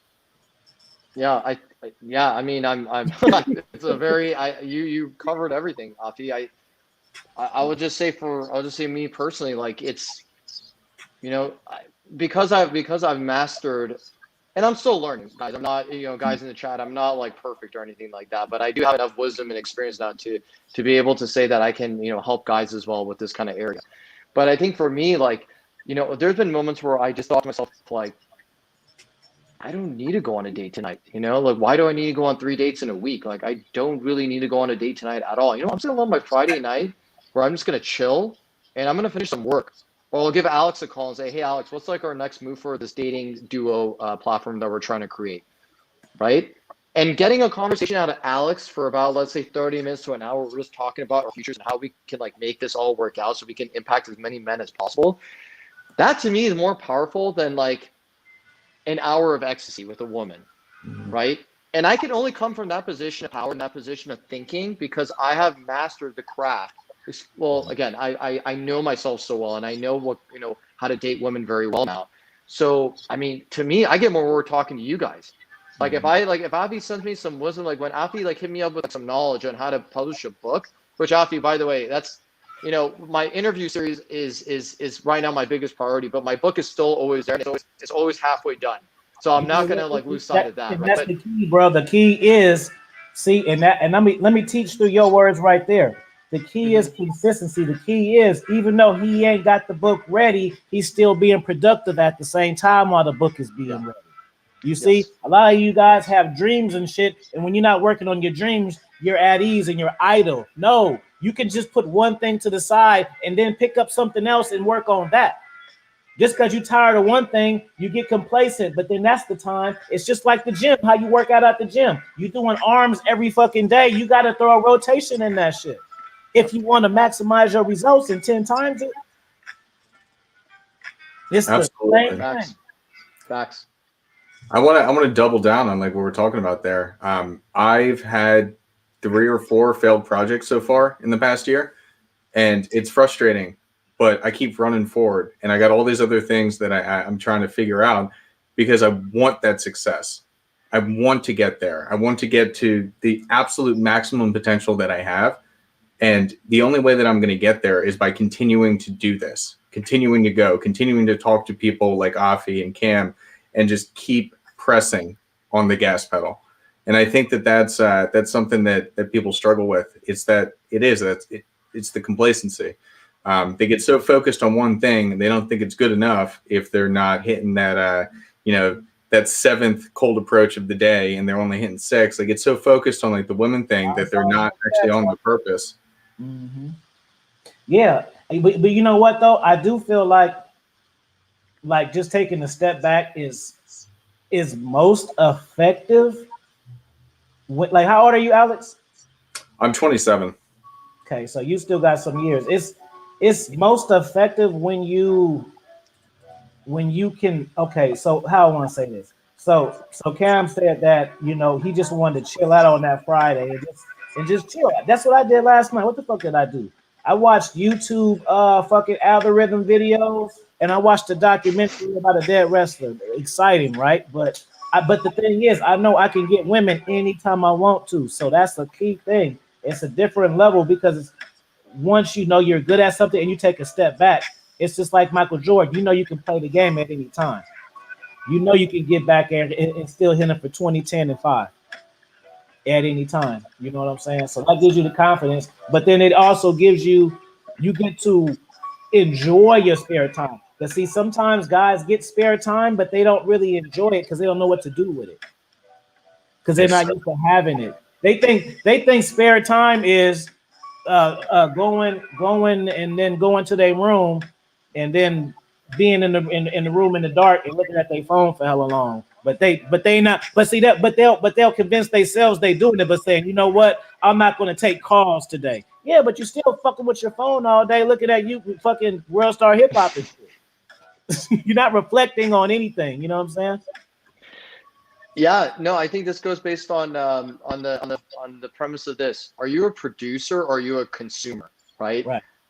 Both of us have producer and consumer elements in us, but I think all three of us on the Hold on, panel, unique. I There, think the stuff is right there. He looking for y'all Instagrams. Look at the names. I had posted it earlier. I'll throw it up again. It's before you came. All right, go ahead, bro. I just want to make sure that they can tap in with y'all because that shit is important. They need them links. It don't matter. That's another thing. It don't matter what the hell you say. If you don't provide link for these motherfuckers, it ain't happening. You can refer your channel, spell it out, tell them the copyright. It was established in that you link, not happening. uh, yeah, just to quickly go back to what I was saying is like, I think, and everyone in life, right? And all three of us on this panel, we're either producers or we're consumers. And I think all three of us, no, I don't think, I believe, strongly believe that all three of us are more producers than we are consumers, right? We do have the little bit of like the leisure time where we just want to just buy a product, buy a service, or enjoy content on Netflix or whatever, or just kind of dabble in YouTube videos and just like, listen to just random things, right? Or watch random things or buy random things. But the thing that we do is that we feel that if we are consuming too much and we're not producing enough, then our life, we feel like inadequate. We don't feel like the life of abundance that we're feeling right now. So, I mean, You guys should put your Instagrams in your names for the future. Just how I got mine. He's Blackjack, my man. It's the Grand Cam. It's the Grand Cam because it's Grand Cam. No, it's the Grand Cam. But yeah, I mean, Afi, I'm inspired by you every day, but your consistency in producing your videos that you have and the wisdom that you want, because I want the same thing too that you got. I want that level of wisdom that you got, man. I want that fire game that you have, that awareness. But the key thing is, if y'all can't tell, I enjoy doing this shit. Yeah, absolutely. Absolutely. Hey, That's why I Republic, relate to you so much. You supposed to send me a DM about the art shit. Yeah, tell me about the algorithms. You see, boom, networking. Now I'm about to get schooled on that. But you supposed to send me your art stuff. You didn't never DM. You thought I was playing. You just DM me for real the art stuff, and then we'll carry the thread off from that. Yeah, Republic of Awesome's in our community as well. He's a great guy and he's very knowledgeable. He actually helped John with like some stuff for his equipment as well, I believe. So he knows what's up. Hey, Sultan, don't come in here asking questions because you're gonna get your ass blocked. If you don't know what we're talking about, then just listen for a few minutes. That's a lesson in game right there. You just coming in asking questions. That's not effective in life. You just gotta peep the scene sometimes, bro. Or you can be intelligent and read the fucking title. You should even try that. Block him. Somebody block him. I don't like that. That's I don't want your energy around. That you don't think for yourself. So you don't belong here. It's the whole title in the fucking thing. You come in here asking questions. That mean that you ain't gonna ask me nothing good, no way. I love that attitude, Afi. That's exactly how I treat people. Yeah, it's like first off, it's just like Clubhouse. What happens when you go to Clubhouse, Alex? Do you come in and be like, "Hey, what's up, I'm Alex from the," or do you listen for a few minutes? You listen for a few minutes. Let alone the fucking title says it. You just go quick to click on some shit. Get out of here. Just really quick on that comment too. Like I've seen it probably about three times in my lifetime so far using Clubhouse. Like I've been on Clubhouse for maybe 2 months now, and this is like the third time I've seen it. Where like the topic is, let's say, thoughts on casual sex, and the guy like, and then when it's his turn to talk, or usually it's the guy that this happens, where like the guy like unmutes himself, he's like, "All right, so what are you all talking about?" And then the moderators they all start cracking up, and I just start going like face palm like. And if about like, what are your thoughts on casual sex? It's literally on the title of the room. Oh my God, Jesus Christ! Come on, man. Yeah, bro.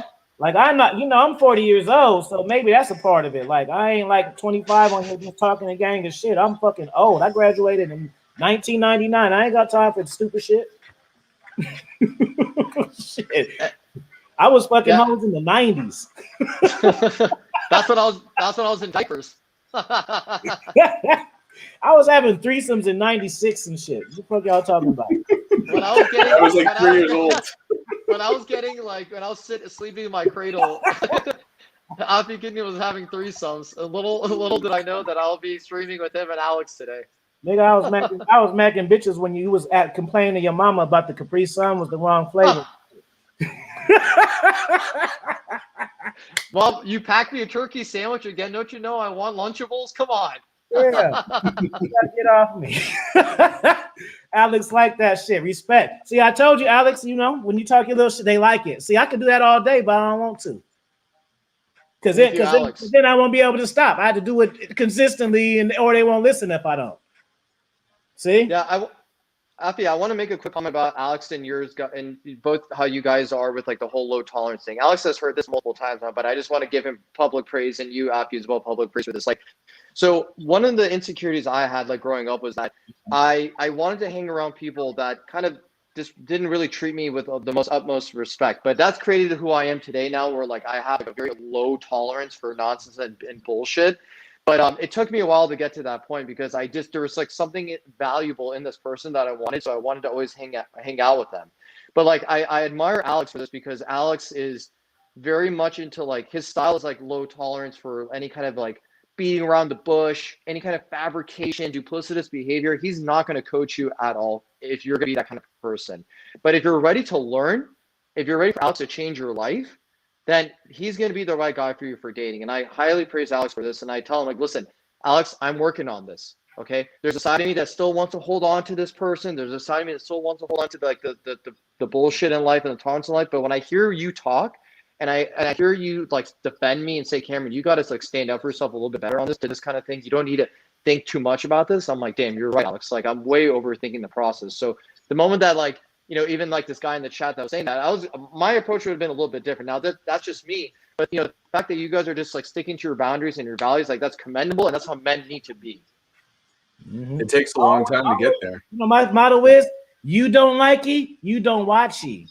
I'm not gonna change for motherfuckers who come and go as they please. I'm gonna just keep doing my shit, and if you don't like it, you watch somebody else's shit. Yep. I'm gonna just change my whole approach because one person don't like it and shit. That person that don't like it probably ain't never bought a book or super chatted me either. So, because those ones be the most entitled ones. The people that give you this is Fireball's wisdom. The people who give you the least are entitled the most. It's a really that was so sick. True. Yeah. So true. Oh my God, that is so freaking true. Because the people that really like you, they're not entitled to anything because they really like you. They appreciate your wisdom, your gestures, whatever the fuck you do. And that's the way they show their appreciation. You know what I'm saying? So they're not expecting, but people that be like, "Oh, what's up with this?" Just you asking them one question. You looking at it as you asking me a question. I'm looking at it like you just told me everything about yourself. Damn. Yeah, Mic drop. And we can pick it back up just like this, because boom, just like yesterday. So yesterday we did free game Fridays. It was me, LDA, Sir Ism, and K Zag. It was a fire show. Anyways, one of the guys in there, he asked about being proposed to or some shit like that. Oh no, he asked about being proposals or something. But the key is his name was his girlfriend. So say his girlfriend is Susan. His avatar name was Susan's man. That type of shit. So just from that, it's like, bro, you didn't tell me a 78,900 thing just by you doing that. So then I told him, like, bro, if you win this chat, if you want anything game from me, you gotta change your name. You gotta change your name to I'm a motherfucking player and super chat it. Because if you don't, then because I know that you're not serious to take a next step. Because a lot of these guys have problems with women because their women control them and their women got them cold them and shit. So if you're not because obviously because obviously he's in here with that, but he's on other channels and shit too where it doesn't matter. You know what I'm saying? If he's watching fucking mukbang videos and shit, cooking videos, him having that avatar isn't looking at it as a simping because they don't care. You know what I'm saying? It just matters over here. But if you want to know game, then you gotta take this, and he did.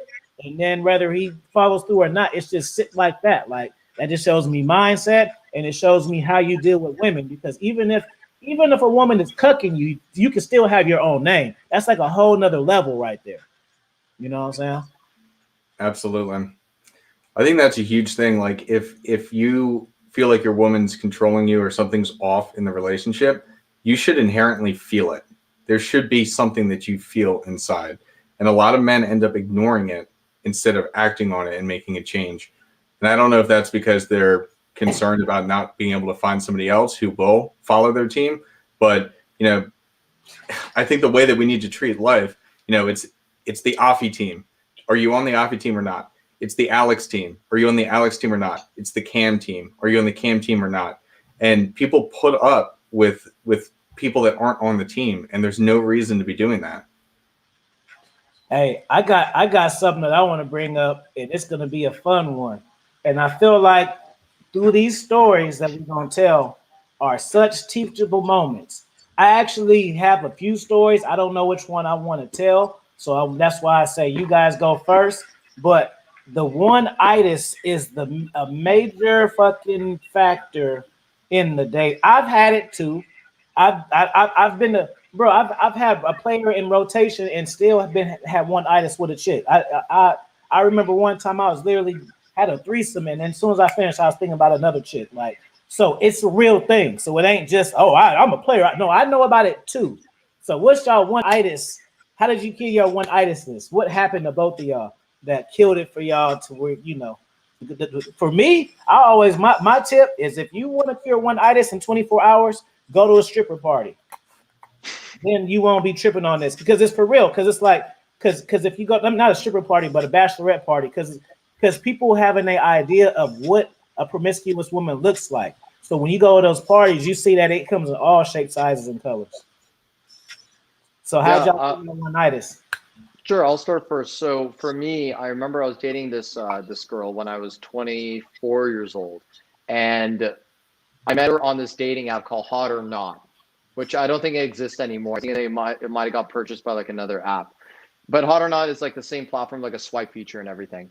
And I remember I did not have any clue on how to date. Like I was like one of those typical guys where like, you get into a monogamous partnership with this woman, a monogamous long-term relationship, and you end up just being so enamored by her without understanding yourself first and understanding like what kind of character she is, what kind of person she is, what are her and then also not having clear boundaries, values, and standards. That's where guys fall short. So because if you're bringing someone else into your life, right, you have your own set of expectations, and you don't want to just be changing everything about yourself just for the person. Now I get there are compromises sometimes, right? But like I don't think that a guy needs to change himself completely for somebody. Now so that's why I teach guys is like make sure you don't go into life as a complete free-for-all, right? Don't let girls go onto your Instagram and see that it's a complete mess. That's a free-for-all. There's no control. If you can't control it, then it's just a complete free-for-all. So same with like the dating thing. Like when I had my one-itis, I saw this beautiful Latina girl at the time. And when I was dating her, I took her to Vegas. And that's where I saw her true colors. I saw her disrespecting me by her talking to another guy. I didn't know what to do. And I'm just going to be be upfront on the air. Like I sucked at dating and I didn't know what to do in that moment. And from there, I just felt like, well, she's like, I'm on this trip with her. Like, I paid all this money. Like, what do I do? Right. Like, do I just like, take her back to my room and just kind of talk to her? Like, I didn't have any clue on the whole dating idea, right? Like how to actually date effectively. So then from that point on, like, we got in a huge argument in the hotel room. I like told her, get out of my room, but then she started crying. And then of course my empathetic and sensitive side started coming back. And I'm like, no, okay, fine, come back, just chill in the room, but like, please don't like yell and scream or whatever. So I was coming up from not from a position of power. I was not enforcing boundaries, values, and standards. And before this vacation even started, she didn't even deserve to go on this vacation because she had elements of her disrespect me, but I didn't see it. I didn't notice it. But like, I remember my cousin one time asked me, like, this is like months later, he's like, hey, what is your future with this girl? Do you think you would like, see any marriage with her? And I'm like, yeah, absolutely. I definitely see I can see myself marrying her. Even after that whole vacation thing happened, that fiasco, I was still so overly enamored by her, and she wasn't anything. She wasn't anything special to me, like, because she wouldn't compliment my life. She was always causing unnecessary friction, which is something I teach guys. Like, make sure you watch out for any woman out there that's giving you unnecessary friction from the first day. If she's like making it hard for you to like connect with her. So then Afi, what happened is like, after I went through a bunch of different dating, again, my game was good enough. It wasn't like, really bad, but I need some fine tuning. Getting help from you and getting help from other guys in our community, like, polished me and made me more effective. But it just hit me like one day a girl like flaked on me, and I got so fed up by it. So then I started finding out the real truth of why I'm getting one-nightitis. And I'm like, the moment I see a girl, I start thinking about her future. Like this last girl that flaked on me, before I started getting better with my dating and polishing it, she was this Middle Eastern chick, and I'm Middle Eastern. So I'm thinking like, oh wow, like we're gonna have Middle Eastern babies, like our families are gonna get along together. And it's just like, she could you reek of one-itis the moment you think like that, and she could totally sniff it off of you. You got to be careful. So that's how it all kind of ended for me. Once I like started, engaging myself with actual knowledge, like not following the mainstream school thought of dating, I started researching, I started figuring out what I need to do, and boom, one-itis has gone away. Good story. You got Alex? Yeah, so I share with my clients. I'll share them like the full story. It's not something I would want to say publicly, but my one-nighter almost ruined my life. At the very least, or one of the pieces that happened is I ended up losing my job, losing the apartment I was living in. I had to completely move, uproot my life, and it was frustrating. And even with all that happening, it was the same thing, like how Cam was saying, like seeing the true colors and still thinking like I'm going to marry this person. So I had to look deep into myself. I had to look into myself and say, okay, why were you so attached to this? And so in particular, I think a lot of it was kind of the attraction, the physical attraction, maybe some of the sexual things that we would do and whatnot, that I felt like I could never find that with somebody else. And so essentially from there, getting out there and meeting other people and setting, it was finding how to set those boundaries. Like I was letting this girl walk all over me all the time and learning that, hey, if you set boundaries on a first date and you set expectations and what I'm going to do, or not what I'm going to do, but like what I expect from somebody, you'll find that there are people out there that do respect it. And I think that was like the big like mind blow for me, because it wasn't really until last year that I truly found it. And I realized that, it is all about being on my team, or you're on my team or not. That whole thing Cam was saying too about being a compliment, it's incredibly important for somebody to be a compliment to your life, not a hindrance, not the leader of it telling you what to do or where you're going to go. Because when you have somebody who's going to help you on your purpose, it changes the entire game. And that's how I feel right now. Like, I'll be honest, the girl that I'm seeing right now, she's over there listening to stuff in her headphones, playing games, whatnot. And she's supporting me. Like, she's not over here being annoying or nagging me that like, oh, on a Saturday afternoon, you're going to do something like this. She's like, she left to go take a run and go exercise for a while. Like, she's like, I want to give you your space, whatever you need.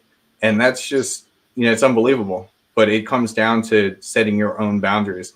So I think that's really how I cured the one-nightists, is meeting other people, setting the rules, and then seeing that people actually react to it and they follow them. I say for me, I have a few stories I can tell. I'm gonna try to. Maybe I'm gonna say how significant this one is. I think it was because when I was younger, I was really into like a more bully style in dating and shit. So um, it kind of got to a point where I noticed that it was a constant battle of of who's running the show and who's pulling the strings and shit. The reason why I'm incorporating that into one-itis is because you don't have those dynamics when you date. These are only in committed relationships where this is constantly an issue. You feel me? Even if you got a main girl, like it's not no constant battle because your lives are intertwined. You feel what I'm saying? Yes, sir. Absolutely. When you intertwine your life with the woman, that's when the real game comes, because that's when what you talk really matters. You know what I'm saying?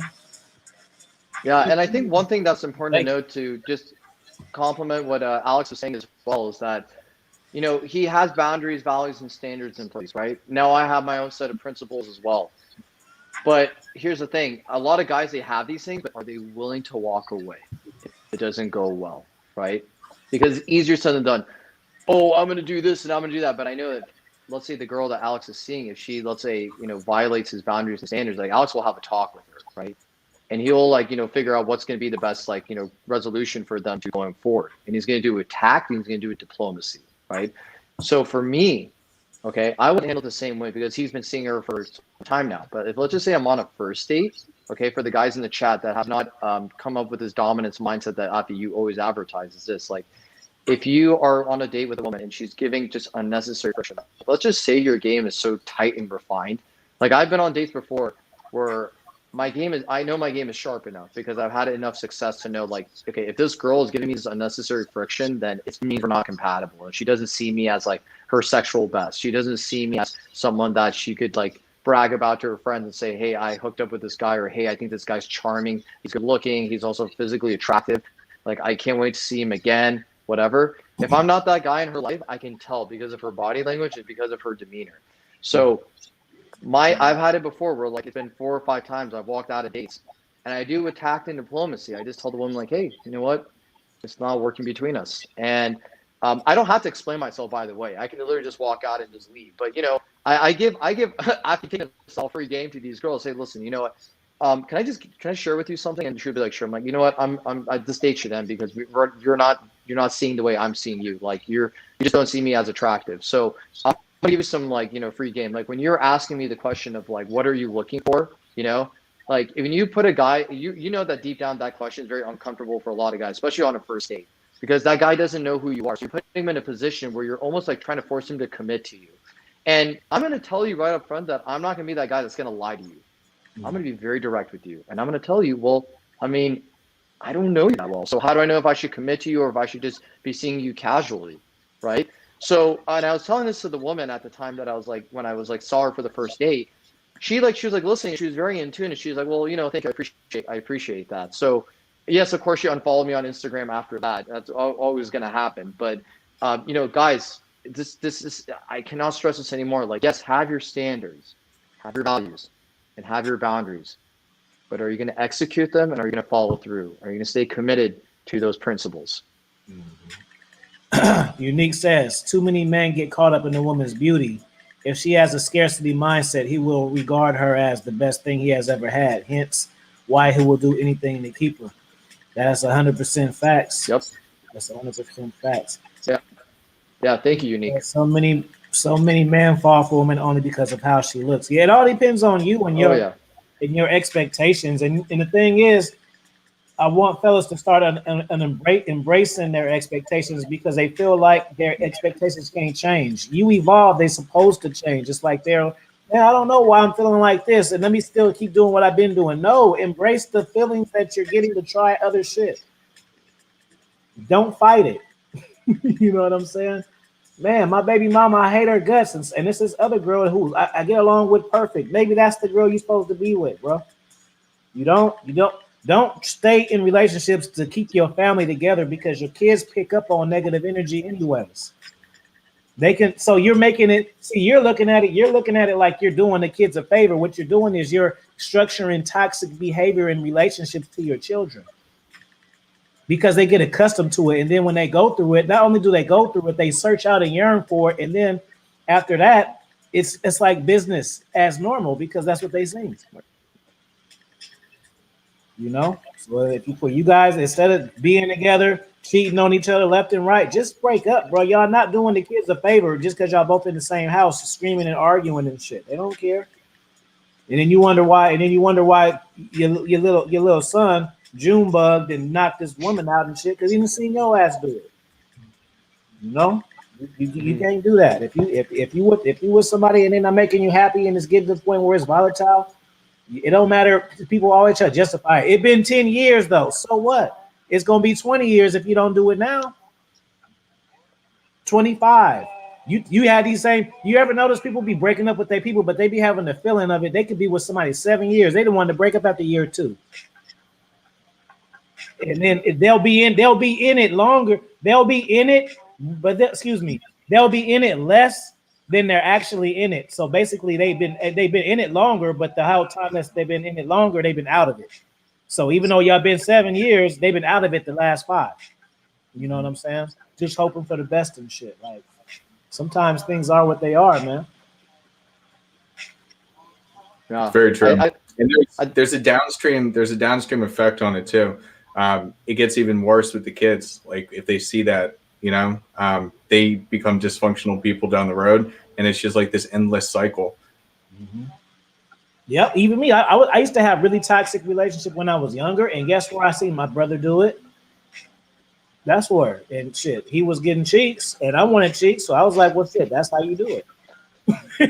That was the best way. And then when I got to the point where it's like, man, this isn't effective because it's affecting my emotions and my feelings and shit too. I don't necessarily. And then that's when it woke me up to what submission really is. I would get submission from women, but it was just naturally thing. It wasn't nothing that I required. I just would deal with women more when they provided it. I didn't really necessarily figure it out in the beginning, like, all right, this is what it is. Like it just would happen. I would like it, and women that were submissive, I would naturally spend more time with. But it wasn't on the checklist in the beginning. Like it has to be this because I didn't know no better. Like, when you see toxic relationships, you just think, oh, that's what a relationship is. Y'all gonna get into it and fight, and that's just how it is. And it's not always how it is. I've been in relationships where we've had problems, but they're not always argument kind of problems. They're not always cheating kind of problem. It's other shit. It's the way she parents. It's the way she spend her money. It's her passiveness. It could be a lot of stuff. People always assume if you in a relationship and it don't work out, who cheated on who? It's not always that. Some women are good, but they're not good for you. You got to realize, well, she was cool. Yeah, for you. She liked the shit you like. She don't like the shit that I like, That'll save you a whole lot of time dating if you could figure out these things. Yeah. 100%. And I think just to quickly go to what Leah was asking, is like, are men are just, I think she said, are they only care, or mentioned about like men's looks, like based on what Unique 79 prior to her comment.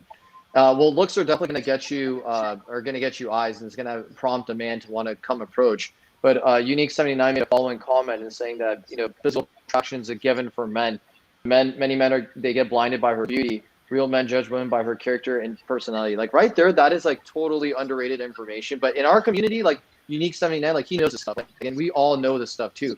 But if you tell this to the mainstream guys, like out there, the guys that don't know this information, they're not gonna like understand this. Like they're not gonna think like that. Like my one-itis self did not realize that like personality matters. And the funny thing is this, Ati and Alex, that like my dad would tell me, like, Cameron, don't just focus on her looks, judge her, character and all this kind of stuff. But I just couldn't like understand why does her personality, her character and her looks like, her character and personality matters so much because, well, it didn't, I couldn't fathom, I couldn't understand it because when I was on that, in Vegas with that one woman who completely disrespected me, I was just still with her because of her looks. That's all I cared about, right? And it was my steady supply of sex. Like I knew that like at the end of the day, I was gonna hook up with her, right? So I didn't realize that her personality was like driving me crazy. And then the moment I finally broke up with her at a Starbucks, I was like, oh my God, freedom, freedom. So yeah, definitely personality and character is extremely important from a woman, not just her looks, but the looks is gonna get a guy to come and approach her. I'm glad you said that because I want to make a point. Now I'm gonna be petty. If y'all want me to name drop 999 super chat, I'll say his name then. But I ain't gonna say his name just if y'all don't super chat it. Because I know how they like to do. They gonna go over there and they gonna say it, and then we gonna have a constant beef. So y'all gotta at least pay for pay-per-view with them. We gotta pre-order the pay-per-view shit. Right? That's all it is. So matter of fact, I want two 999s. Two pay-per-view shit. So this particular dating coach. So basically, what he said, I disagree with. So what he was doing, and I'll tell you guys, is he was talking shit about dating coaches, basically saying like, if you got super boss game, then how come these girls aren't super hot that you with? So, and then he used examples as like, well, I got game, and these are my chicks are super hot. There are super hot chicks who are like smart and stuff. Now, that is true, but it's not true. Once you bang enough chicks, a lot of chicks are hot and have zero substance, bro. That's just what it is because they've never been required to have any. So I disagree with that talking point. Like, oh yeah, if you got master game, how come your girl's not a 10? Because he don't want one. Because he done already banged teams already. Like I get it. Like I mean, I'm not saying fuck with a 4 and shit, but guys think if I'm a dating coach, my wife has to be the hottest bitch I've ever required. Like it don't always go like that.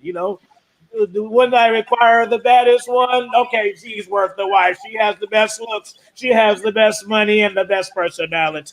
Yeah, but this other one who are 8 might be the best one to level your ass up in life, period. You feel me? So yeah, I was just like, what the fuck is he talking about? I get what he's. See, that's the thing. You can understand things, but that don't mean. See, that's the thing with people. Like people don't understand and don't agree. I will understand, just don't agree. And people will get wrapped up trying to make you agree. Like, no, fool, I understand exactly your point, your perspective. I just don't agree with it. But I get it though. You can save it. I get it. You don't have to like make me see it. I get what you're saying, but my background and the way I was brought up, my lifestyle is different than yours. So I can't get passionate about trying to because that's your life. Your life different than mine, Absolutely. Unique said, I met 3 women. All 3 were attractive, but all 3 were time wasters. I charged them before a date was set. I chose not to see them again. That's another thing. Pre-qualify the women before dates. That is the way you are successfully going to cancel out bad dates. The reason why you have bad dates ain't because the woman for the streets. It ain't because she's a bitch. She wants your money. The reason why you have bad dates because you're not pre-qualifying before the date. You're supposed to be able to meet a woman, be attracted to her, want to have sex with her. She can have a good job and everything and still say she's not for me. Just because you got her number and she didn't call you and y'all done had a text back and forth, you're not required to hit that and then be mad about the time you wasted. Like, no, sometimes she ain't the one, bro. She might be insecure. And if you deal with her on that level, you're going to spend all your fucking time trying to bring her ass up. Her not giving you the cheeks was actually saving you some fucking time. Because had you invested, now you got a pound puppy and shit. You always got to give her a hug and a high five. No, baby, you are beautiful, but you wanted to fuck so bad though. Now we're supposed to feel sorry. Yeah, and to get to those cheeks, and to get to those cheeks was going to be probably a pain in the butt anyway. To literally like try. I mean, because she's not that physically attracted to you, because deep down that if you try to go after her, like there's something about her personality that is gonna again cause unnecessary friction. So you're just gonna be like, you know what? I don't even believe in myself that I can get this girl completely. So just because we're not compatible enough. And William, William Aikman, he said, I don't care if she's fine. If there's no substance, I walk away. Absolutely. And to Unique 79 point, bro, I'm on board with you, man. I have literally rejected so many women, again, because during the screening call, the video chat, again, me and Alex, we advertise this all the time in our dating platform that like, if there's not enough compatibility, right? There's not enough substance in your guys' conversation. Like there's not enough room for it to grow and to cultivate, become something else.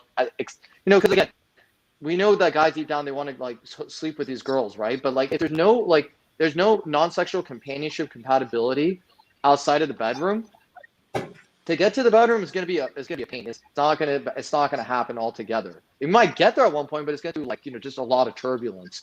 So I just wanted to make a great point on that. That's very true. And I have I've saved myself from multiple potential bad dates because I saw the girl and I'm like, damn, she has like a very masculine personality. I don't like the way she carries herself, or like I don't like the way she like how like we're having a video chat and I'm dressed up and I look good, I'm set up for success, and I see her and she's like just doesn't look like her all her best. Like it just shows that she doesn't care as much, right?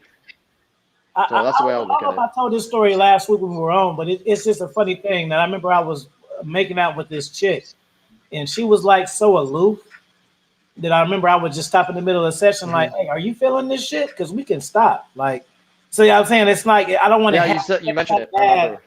Yeah, to where I'm gonna still try to maneuver. Like, no, this isn't even fun for me. I'd rather just stop right here than this making out shit, trying to have some, because the sex gonna be bad if this is bad. You know what I'm saying? So just the real talk. Lily says, true, Alfie. Bill Gates can have any girl he wants, but his wife is not a 10. I think it's because he's a man of substance, so he's not impressed by looks. He wants more personality, etc. Yeah, because the thing is, bro, is the person who you commit to, whether it's relationship and your wife, that's the person you spend most of your time with. So you want to have a pleasant experience when you're with the person who you're spending the most time with. You know? And Afi, also on top of that, he's congruent to who he's dating, because he's not. Let's be honest. Like we saw Bill Gates, who's not the most like player looking guy, right? If we saw him dating like some supermodel, Playboy model, or some IG model, for example, then we just know that like he's dating her based just for her looks, right? But he's staying in his lane. I learned this from like Coach EO. Like, so shout out to Coach EO for this advice as well. Yeah, like I when Coach EO said this, I was like, damn, like mic drop. Shout out to him for this. So he said you gotta stay in your lane, Cameron. So if you're trying to go after these like baddies, right, then you're gonna always have this like problem where you're dating women that are not congruent to your personality. Like these baddies are too much for you. I can just tell by your personality, like who you are and how you carry yourself. Like he's like, you're a well-spoken guy. You have good style. You have all these things going for you, but that woman is not compatible for you. So that right when that happened, my reality shattered a little bit, and I started like saying, okay, well, let me find women that are actually not so much of the baddie types. If they come into my life, awesome. I will still entertain and propose the idea of like going on a date with them and see if they're compatible with me. But I know deep down, like the woman that I would want to, let's say, have kids with one day, she's not going to be someone who's like a baddie or has like 1 million followers on Instagram or anything like that. So that's for me. Let's get 3 good questions from the chat and call it an evening. Let's get some good stuff, some good questions. I already know some people questions I'm gonna skip. And you got an expert panel here, so free game. Free game. Let's go. Yeah. And one thing I want to comment to the guys in the chat too. Like me and Alex, we're gonna be doing Instagram live streams as well, where we go on IG Live and we're gonna have like it's like a casual stream. We're gonna have like a topic. We'll talk about, let's say, the idea of like why guys are, let's say, or guys are nice guys finish last. I'm just gonna bring that as an idea, for example, and then we'll have like guys in the Q&A ask us questions about like something related to that or completely something non-related. So make sure you follow all 3 of us on Instagram, and then also when me and Alex we go live on Instagram, you're gonna get pinged because we're going on Instagram Live. And we're going to be able to answer your questions too. So this is an excellent opportunity to ask all 3 gentlemen right over here some questions, and we could definitely help you out. Oh, good. Y'all heard it. I'm going to give y'all a little stuff because the StreamYard stuff be lagging. So I'm going to give y'all some minutes to get these questions. Blackjack, William A.K. Leah, I wanted you to put a profile pic up there. Why don't you show your beautiful smile? Because I know you got one. So it's time to show it, Leah. It's time for you to get off that green avatar. It's time to show your beautiful style. So you can do it now, or you can do it before the next time. I want to see how white your teeth are. So let's get on that one. All right? You got me, baby. I know you got a picture. I know, or just show me your hairdo. I want to see how your hair looks. Even give me a little selfie with a little hair style. Maybe you got a short hairstyle. Let me see how it's faded in the back. Okay, let's see a question from James Brown says, tips on controlling self-judgment when cold approaching. You guys got that?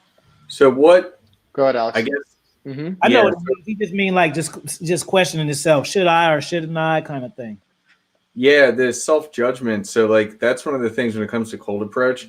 When you're going to walk up to a girl and actually speak to her, I don't understand really why guys are so concerned about it because it's like, what's the worst thing that can happen? She thinks you're a little awkward, a little strange. Like, so what? It's I think that's where the self judgment comes. That like if it doesn't land and you don't like move forward with that interaction, like so what? Move on. Do the next one. That's just kind of I think that's what's being asked, and that's kind of how I look at it. Especially if it's just on the street. Like if it's, I'll give you guys the benefit of the doubt. If it's like a girl in your class or some shit you don't want to keep seeing there, she told you to kick fucking rocks. But if it's just a girl at the mall, you're never gonna see her again. You know what I'm saying? See, y'all thought I was playing. Okay, I will do it for the next time. You see, you want results, you ask for it. See, just like that. My man says, so if I know someone that used to deal with my girl and they tell me stuff about her, actually, this is a good question. This is actually a good because I I've been really in don't know. situations like this. I've been in a lot of situations like this. But hold on, let me just finish it because I'm already getting worked up thinking about situations. So if I know someone that used to deal with my girl and they tell me stuff about her, how do I handle it? Do I bring it to her attention or hold it in? I'm gonna tell you to hold it in and watch her, bro. What happens is you're gonna ask her, "What about this?" He said that. Then she's gonna flip it on you. Then you're gonna go, and now you got a whole three-way thing. You should just take the information and just see if it matches how she acts. You know what I'm saying? If you deal with your woman and your woman they never sucked your toes and you've been with her 20 years and some dude say he met her on the first night, she sucked his toes. You got to use discernment. Remember, you see this how it comes back around. It's teaching stuff, right? You got to say, hey, you know what? I think he's full of shit. Because if she sucking somebody else's toes, if his show ain't gonna be for somebody else, they just met the first night. That's what how you look at it.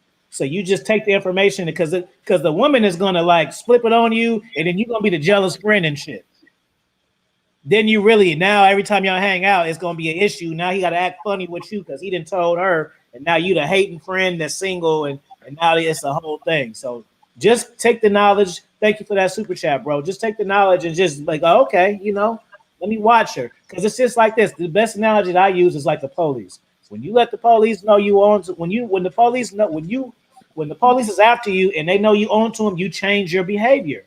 So you want to see people in their authentic self, and you're not going to do that by always confronting them because they're going to make excuses, not have accountability, and make you and make you feel bad for even questioning them and shit. Absolutely. I definitely want to make this point here that a lot of times that when somebody says stuff like that, you could be dealing with somebody who's jealous. They're jealous of what you have. Maybe they never actually even were with that person, or maybe that never occurred, but they're trying to get under your skin. And you need to make sure that you are discerning that and you're aware of it.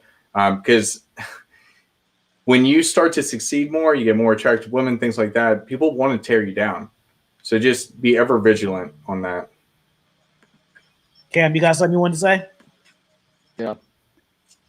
Yeah, well, I mean, you both made very good points. So I would my personal opinion on this is that let's just say you actually have proof that this guy and this girl have been together. There's like a photo, or you've seen her on her Instagram stories with your friend, and now she's with you, right? Me personally, I wouldn't date a girl that's been around with my friend. I mean, I wouldn't be in a monogamous relationship. Let's just say. I mean, I would hook up with her on the side, but I'll keep it like low key because I don't know. I'm assuming the question is like there's no like proof or something like that. So I think I'll just go based on what you guys are saying for the guys in the chat listening. But me personally, I just can't date a woman that's been around with one of my homies before. Yeah, I didn't smash chicks who smash my homies, but it ain't never been like my thing or nothing like that. And then sometimes I find out later, I might not even know going into it. Sometimes it'd be like, oh shit, or just it'd been hella times my partner been like, well, actually he was the one, he was just on here the last time. He'll send me a girl or he'll show it to me. If I'm quiet, he'd be like, oh, you smashed that? That's how much it didn't happen to her where that's the first go-to question. Like, damn, bro. Like, nah, I ain't hit that. I'm just fucking with you. Because it didn't happen so many times where it's like, damn, I thought she was cool. Now you fuck. Now I can't take it to the next level because she didn't have your dick in her mouth. Like, fuck. I gotta readjust. I went from dinner. Afi, you made a really good. Huh? Go ahead. What you gonna say? No, I was just saying, Afi, you made a really good point.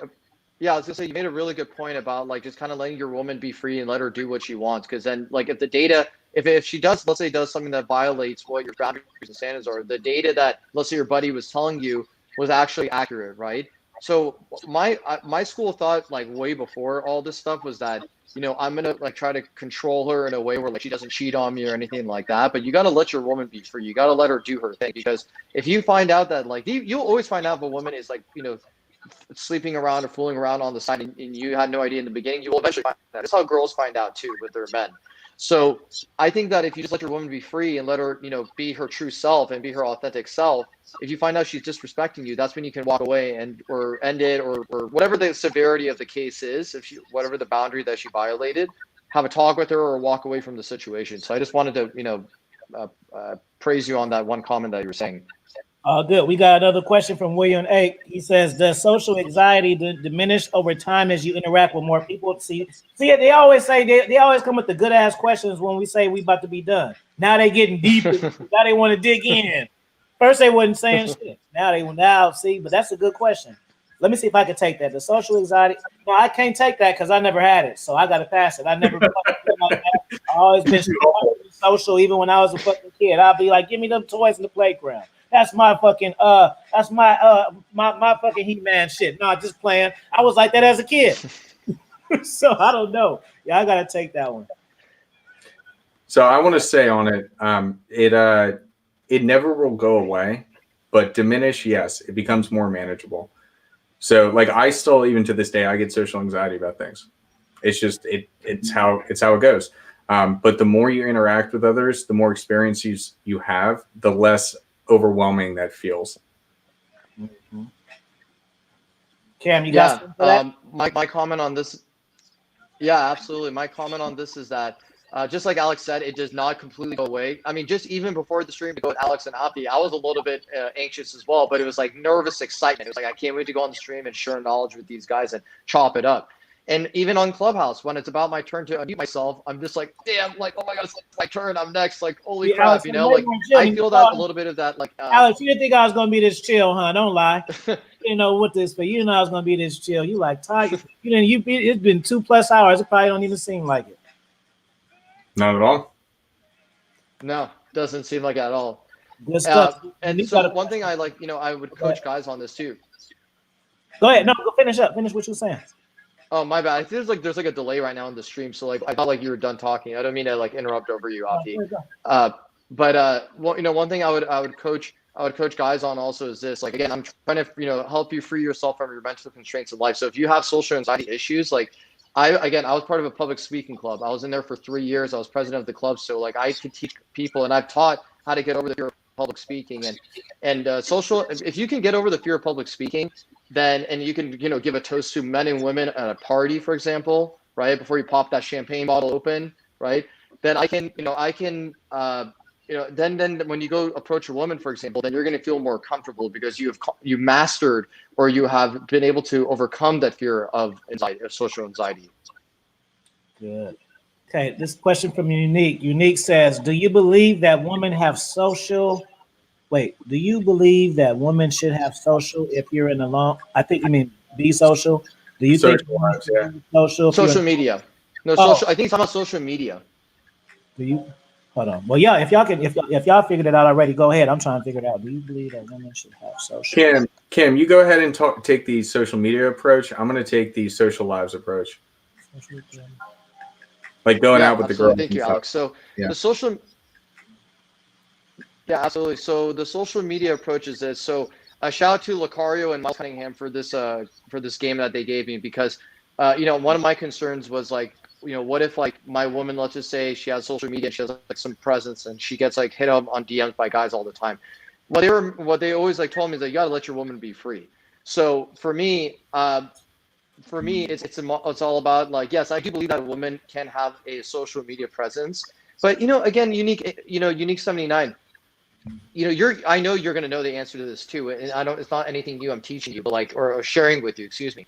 It's just that like, when you see a girl like posing in a way, like just say, like you can look at her profile on Instagram and you can see like if she's like, for example, like her body language is away like this while you're facing a certain direction, right? If she's looking away like this and you're kind of like this, then is your girl like really deep down like want to show herself that she's taken by you, right? So that's something I teach guys also on social media, is that like you got to study the girl's Instagram page. You got to see what kind of personality she is, what kind of character she has. So if I see, like, I can see like one of my buddies who lives in LA with me, I can see her when she's like with him, she has her hand on his chest like this, and this is like a big guy.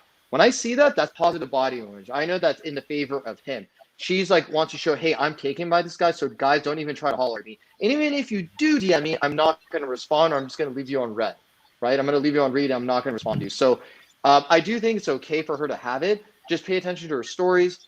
Pay attention to her. And I mean that like, don't like, you don't need her password or anything. You can see her stories. You can see her tags. You can see her posts. They're there every day. So again, as long as it's congruent to your personality, right? Expect the fact that if you're going to have a baddie in your, as like your, let's say you need to be in a relationship with, then expect her to take like baddie style pics. But if you're not a baddie yourself, like you're not that kind of guy that's like, all about like whatever the kind of guy that his personality embodies, if you're not that person, that she's not going to be the right person to be with in a relationship with you. So I think it's all about the congruency factor. And also, are you dating the right person in your batch? Shout out to Coach EO for those words. Are you dating someone in your batch, in your correct batch? So that's my answer to that. Go ahead, Alex. You want first? Well, Alex, I see your question, but I want to end the show with that one because I like that questions about the so that's gonna be so I'm gonna hey, Alex, I ain't ignoring you. You going, what the fuck? I asked first, and I said, no, I got you. You gonna end the show. So I'm just telling you, I'm acknowledging it. We gonna end the show with your question. So it's the SC Flares question, my brother. We'll chop it up tomorrow night. When you cold approach a girl, how do you keep her interest spark on, and what are you saying? So y'all brothers help him out with that, and then we'll all touch on the last one. So it sounds like from the question here, it's like looking for a blueprint again, and there is no blueprint. You're interesting, you're exciting. Like when you think about when you talk to somebody randomly you hadn't spoken to before, what type of person are they? Are they like a back office accounting person who talks in a monotone and is really uninteresting? Or are you exciting? Or are you talking to somebody who's exciting, interesting, engaging? It can be anything, like whatever is going on, whatever random thing you want to bring up, but you need to be exciting and interesting.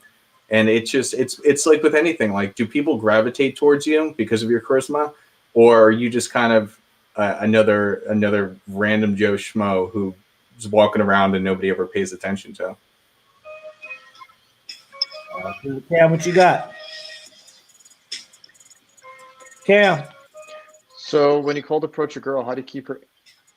Yeah, there's like some lag coming from my side right now, so I apologize for that, guys. So I'm just gonna, stay silent for a moment when you guys are talking, so I make sure that I don't overtalk you guys. But when you approach a girl, how do you keep her interest spark on, and what are you saying?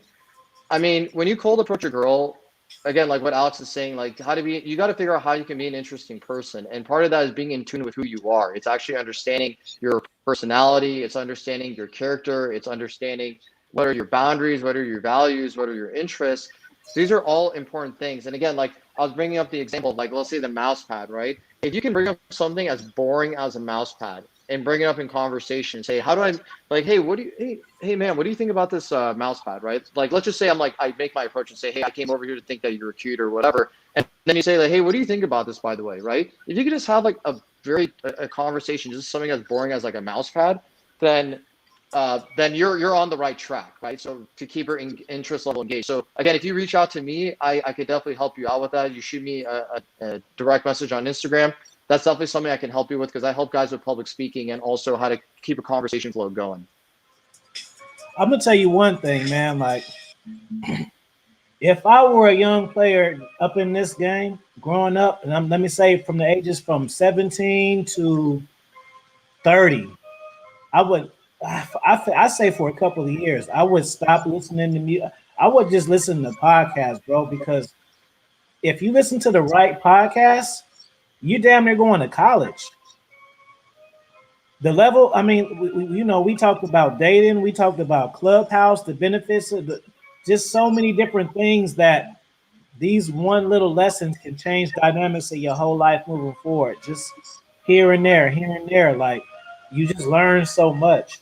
You can watch a TV show for 30 minutes and just smile and laugh and then get nothing from it. You know what I'm saying? Now, or you can be a self-teacher. I get something from everything. There ain't nothing I look at that I don't get something from. I'm getting something from something right now. It's everything. But I don't expect people to be like me. That's the part of the game too. Because I understand that people are who they are. But this last question, my man Alex says, how many notches does one need to be considered a master player? What y'all got to say about that? I'm gonna let Cam go on this first. Okay, so what I would say is until you become jaded, until you become jaded to the point where like you don't feel the need to always like girls. Like I have like a buddy of mine who's like hungry for girls all the time. Like he's like trying to go on dates like every day of the week. And he like asked me, "Hey Cameron, how many dates have you been going on?" And I'm like, "Well, I don't really go on too many dates anymore because like for me, I'm focusing on my coaching business now. Like again, I've mastered, and I'm still learning. I'm still a student of the game. I still learn from Afi and Coach Io and all these other guys in the sphere, right? So for me, I got to the point now where like, Alex, I don't have like I don't even know how many notches I always like give an estimate, but like I really do not know. I've never taken notes and actually counted how many girls I've hooked up with. But for me, it's just to the point where like now it's like, okay, is she complementing my life? Is she bringing substance into my life? And is she also the right woman where I can provide value to her life, right? Is if we were to be together and spend together, like, is she gonna make me like, like does my girl give me massages, right? Like after like the bedroom fun, for example, is she the kind of girl that's gonna just again bring value to my life and follow my boundaries and standards and systems that I have in place? And if she's on board with the CAM team, then perfect. So I wouldn't really consider like notch count such an important thing. It's more of like, when you get to the point when you feel jaded by like, going on so many dates. That's my response to that. Perfect. I would actually double down on it, that it doesn't have to be a specific number. It's different for everybody. But when you're at the point where you're in control of your life, like you've grown into that person with strong boundaries, you're on a mission, that's when it falls into place. It should be one of those things where, because some people it takes 20, some people it takes 50, some people it takes 100. But you're in that place where you no longer have to worry about, making it all work on the first date and making sure somebody's in line and on the Cam team, the Alex team, the Afi team. That's when you know you're there. I'm gonna do a treat for you guys in the chat because I'm gonna give you guys a treat today. This is what I'm gonna do for you because the energy is so positive, and like I say, I do my morning shows. I don't even do shows at this time, so basically I'm getting positive, random energy that I wouldn't normally get at this particular time, right? So I'm feeling good. So I'm saying that to say, I'm going to give you two answers. Not only I'm going to give you the boss dominance mindset answer, and I'm going to also add dating coach answer to that too. Because I know what y'all want to hear, and I know what y'all need. But I'm instead of just saying what y'all need, I'm gonna give you what you need and what you want to hear, Alex. Just because I like you. So the first one, the real dominance mindset, what Afi Kingdom would do answer. Just like my man Alex says. It's when you mastered it when you can do it effortlessly. When you can do it without trying, that's the main thing. And when you don't care, it's the same thing. Okay, let's look at it. Actually, this is bonus. This ain't even the lineup game I had up for you. I didn't got heated up with something else. This now I thought of something else. You lucky now. Look, it's like Mario Brothers, right? When you can beat Mario Brothers on the starter level that it come on and just jump through it, or you can challenge it. You make challenges. Okay, I can get through the game, so that means I know how to beat shit to completion. Or let me challenge myself. I can up the difficulty. Or if they don't have that on there, okay, well let me make sure I get every bonus in there. So you're playing the same game and you're playing differently. So that's a major key because a lot of guys think they're masters of something because they're good at one thing, but there's another level to that. You see what I'm saying? You can always add to that. I could be a teacher and I can be an excellent teacher, or I could be a principal who's a teacher of teachers. You see what I'm saying? That's their job. He's the manager, or he or she is a manager of them. You know what I'm saying? So I can level up. I can master teaching, but then I'm not all the way a master because they my master, they my boss. So then I gotta level up and be a principal too. Now I'm the master teacher, and I'm a better teacher. I'm a master at teacher. They a principal. They just the principal. I'm a master teacher and a principal. So that puts me at a whole nother level up. See, master is a word you just can't throw around. That's what I'm trying to show you the difficulty of it. Just because you can you get one chick per month and you think that's good for you because you used to getting 6 months one. That ain't master level. That's improvement. You guys got to understand there's a difference between master level and improvement. So when you can do it on rinse repeat, the same way you can ride a bike, you've mastered riding a bike because you don't care about it, you don't think about it, you just do it. That's when you know you master. You can be good at it and ride and still got to watch your motherfucking feet.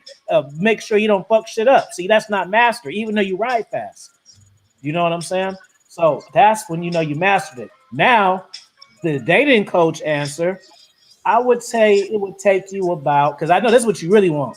You really all that shit that says really good, but that's the shit you don't care about. You want to know the numbers. Because you want to compare you want to compare the numbers to I say to where you at. That's the dating shit. That's the shit you really want to know. And that's why you super chatting right now, because you know that's what you want to know. I'ma say to master, you need at least, because some guys are relationship guys too. You got to incorporate that in there. I think if you had a right person, you got to have, first off, you got to have the right person. Yeah, I know. I got an expert level game. I know every fucking thing. I'm telling you. I can't help it because I said it first. Let me see.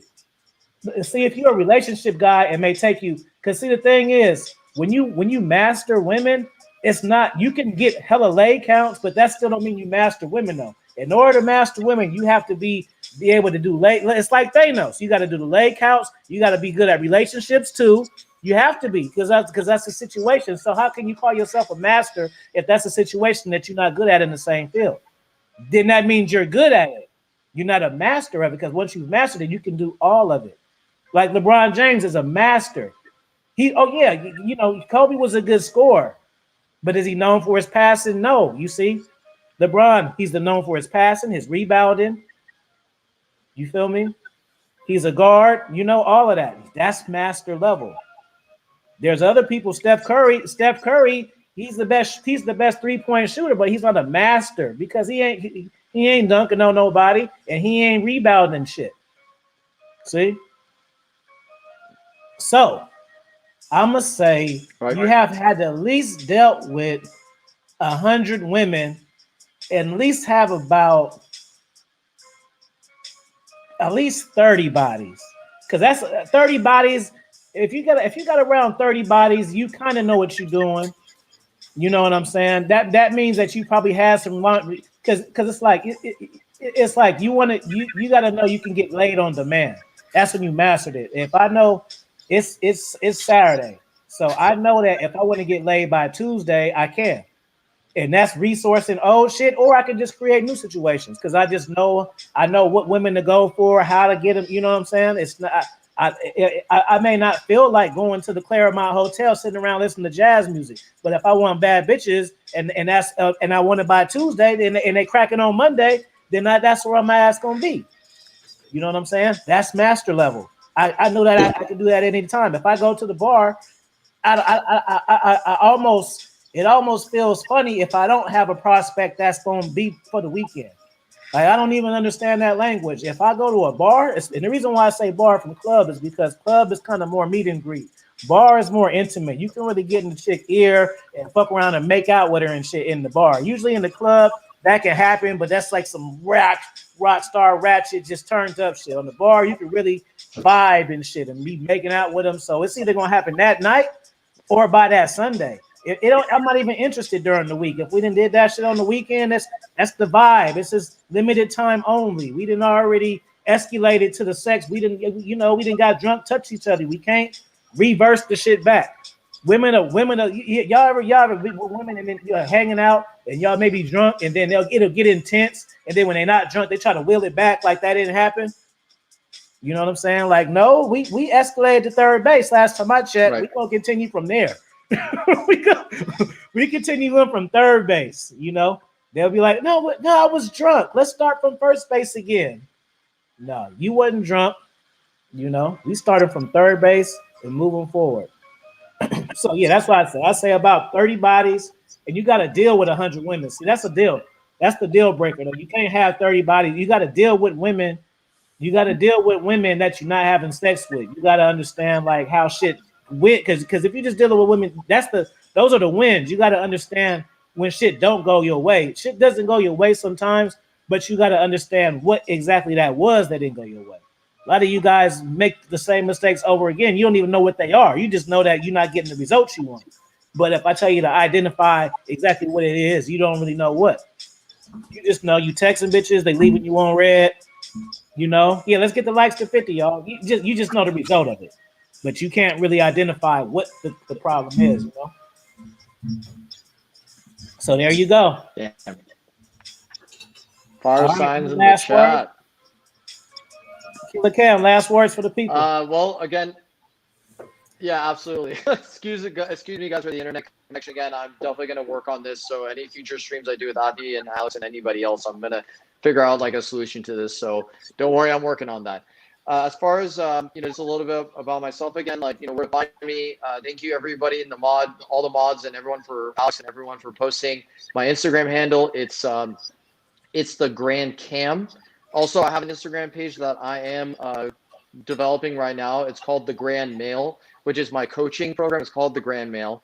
But again, follow me on TheGrandCam, and I'm going to be posting stories for all future streams. I do a Instagram live stream or YouTube live stream series called The Grand Male interview series, where I interview guys who I feel are positive role models for men out there. And it's usually got from the ages of 18 to 30. And I just bring them on my show and I talk to them and I get to, have them advertise their businesses and, show who they are to my audience so they can eventually work with these people or just connect with them. And I'm just trying to, spread the message of positive role models throughout throughout our sphere of influence and all the guys out there that are looking for guidance. You can also book a free consultation with me for 15 minutes where I will help you with your Instagram. And I'll give you the playbook of what you need to build a better Instagram for either dating or business. Also, I can help you with public speaking, so I can improve your communication style. Again, I come from actual theory on how to improve your public speaking and communication. And anything else you need for, again, freeing yourself from the mental constraints of life, I can be that guy to help you out. Real quick, Alex, I'm gonna just say one thing as fast, and then you just go ahead and end the show.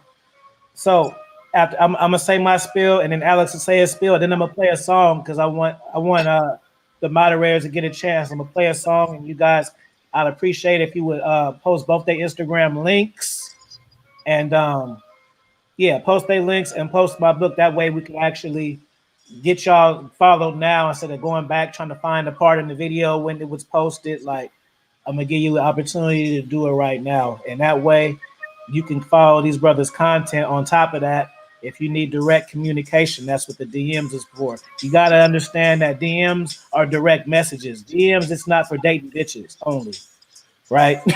I know it. I know it was. It seemed like it was just to holler at bitches. No, guys, it's to network and to talk to the people to solve problems and shit. All right, so yeah. Other than that, go ahead, Alex. Absolutely. Well, I just want to say thank you to everybody here. Thank you, Afi. Thank you, Cam. Thank you, everybody who showed up. I think this was great. We covered a lot of different things. In terms of staying connected, definitely visit my Instagram. From the Instagram, I have a link to my website. And on the website, you can either book a 15-minute free consultation. You can book a 1-hour Zoom call. You can book a couple different programs that I have, whether it's how do you build a dating profile? Because I know for a lot of people, they are not getting results and they don't understand why. Then as well as fine-tuning your social skills when it comes to actually setting that date and having that perfect date. And just stop wasting your time. Because seriously, that seems to be such an issue that people have, is going on a bad date. And there's no reason they should be, especially if they're screening the way that we had spoken about before. So definitely just keep your eyes open, follow there, and then Cam and I are going to be doing a lot more. So it's going to be interesting. Oh, good. Shout out to K Zagging in the building. I'm gonna challenge you guys. It's today. Shout out to OGK Zaggin. Yeah, I'm gonna challenge the guys in the chat room. I want y'all to put a 1 in the chat if y'all gonna take this challenge. And this isn't to gloat. I'm telling you this for a reason, because remember we talked about listening to stuff for knowledge, not for entertainment. So I want you, instead of waiting till I go do a show on Monday and call it a day, I want you to pick 3 of my videos random and watch them. Right? It could be there's videos I know that y'all ain't seen. You could go back some or just go to the one you missed. But go to watch 3 of my podcasts. Right? When you watch these podcasts, put a 100, so that way I know that you're watching it from this. Right? I'm gonna pick one of the people. I'm gonna send them my new book, Kingdom Classics, and then I just want to see if you guys can watch the shit and watch it for the knowledge only. Right? It's the same way as I'm telling you what to focus on. So I know shit be funny and shit, but get a pen and paper out and just take notes as you're being tested and watch how better the content will then become moving forward. Because after you do it one time, I'm giving you niggas boss master game. After you do it one time, you're going to start looking at shit, and then you're going to be able to be entertained while learn. That's a skill. Everybody can't do that. You learn the skill of be entertained and learn at the same time. You don't have to have a learning day, and you can do it both. You write shit down the first time, and you listen to these videos and do it for knowledge. Because right now, what's going to happen? You guys enjoy the show. Y'all learn some shit. Then you're going to turn some Netflix on, or you're going to go watch some fucking porno, or you're going to go call your girlfriend. And then so that means like our time was wasted. Like, no, learn to get gems when you can. So you can watch this shit back. If you came in late, catch the playback. But just watch it and because I'm telling you, you need to take advantage, because learning isn't necessarily supposed to be fun. That's why people don't like doing it. You see what I'm saying? That's why people don't like going to school, because it's like, oh, damn, I don't feel like going to school, but I need to. This is a situation where you can actually learn some bullshit and be entertained, but treat it like you're doing it for both. So that's my challenge you to guys. Y'all put the 100s in the 3 videos y'all watch. I'm going to send somebody a book. And if you don't get the book, you still learn something. You learn something from the videos you watch. On top of that, I taught you a skill you can use for your whole life. Right? I am the GOAT. And I'll be on the stage with 30,000 fucking people and shit. And y'all knew me from YouTube first. Be honored and privileged. Let me play this song. Y'all post these links. And we out of here after this.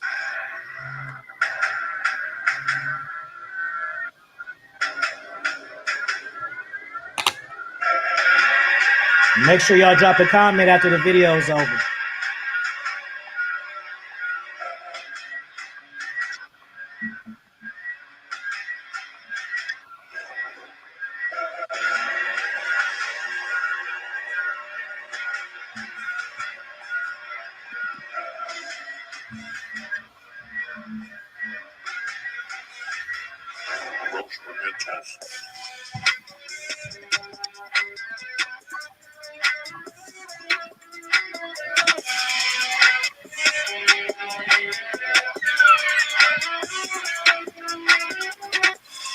Oh, y'all like the fire in the background, don't you? To the fire beat.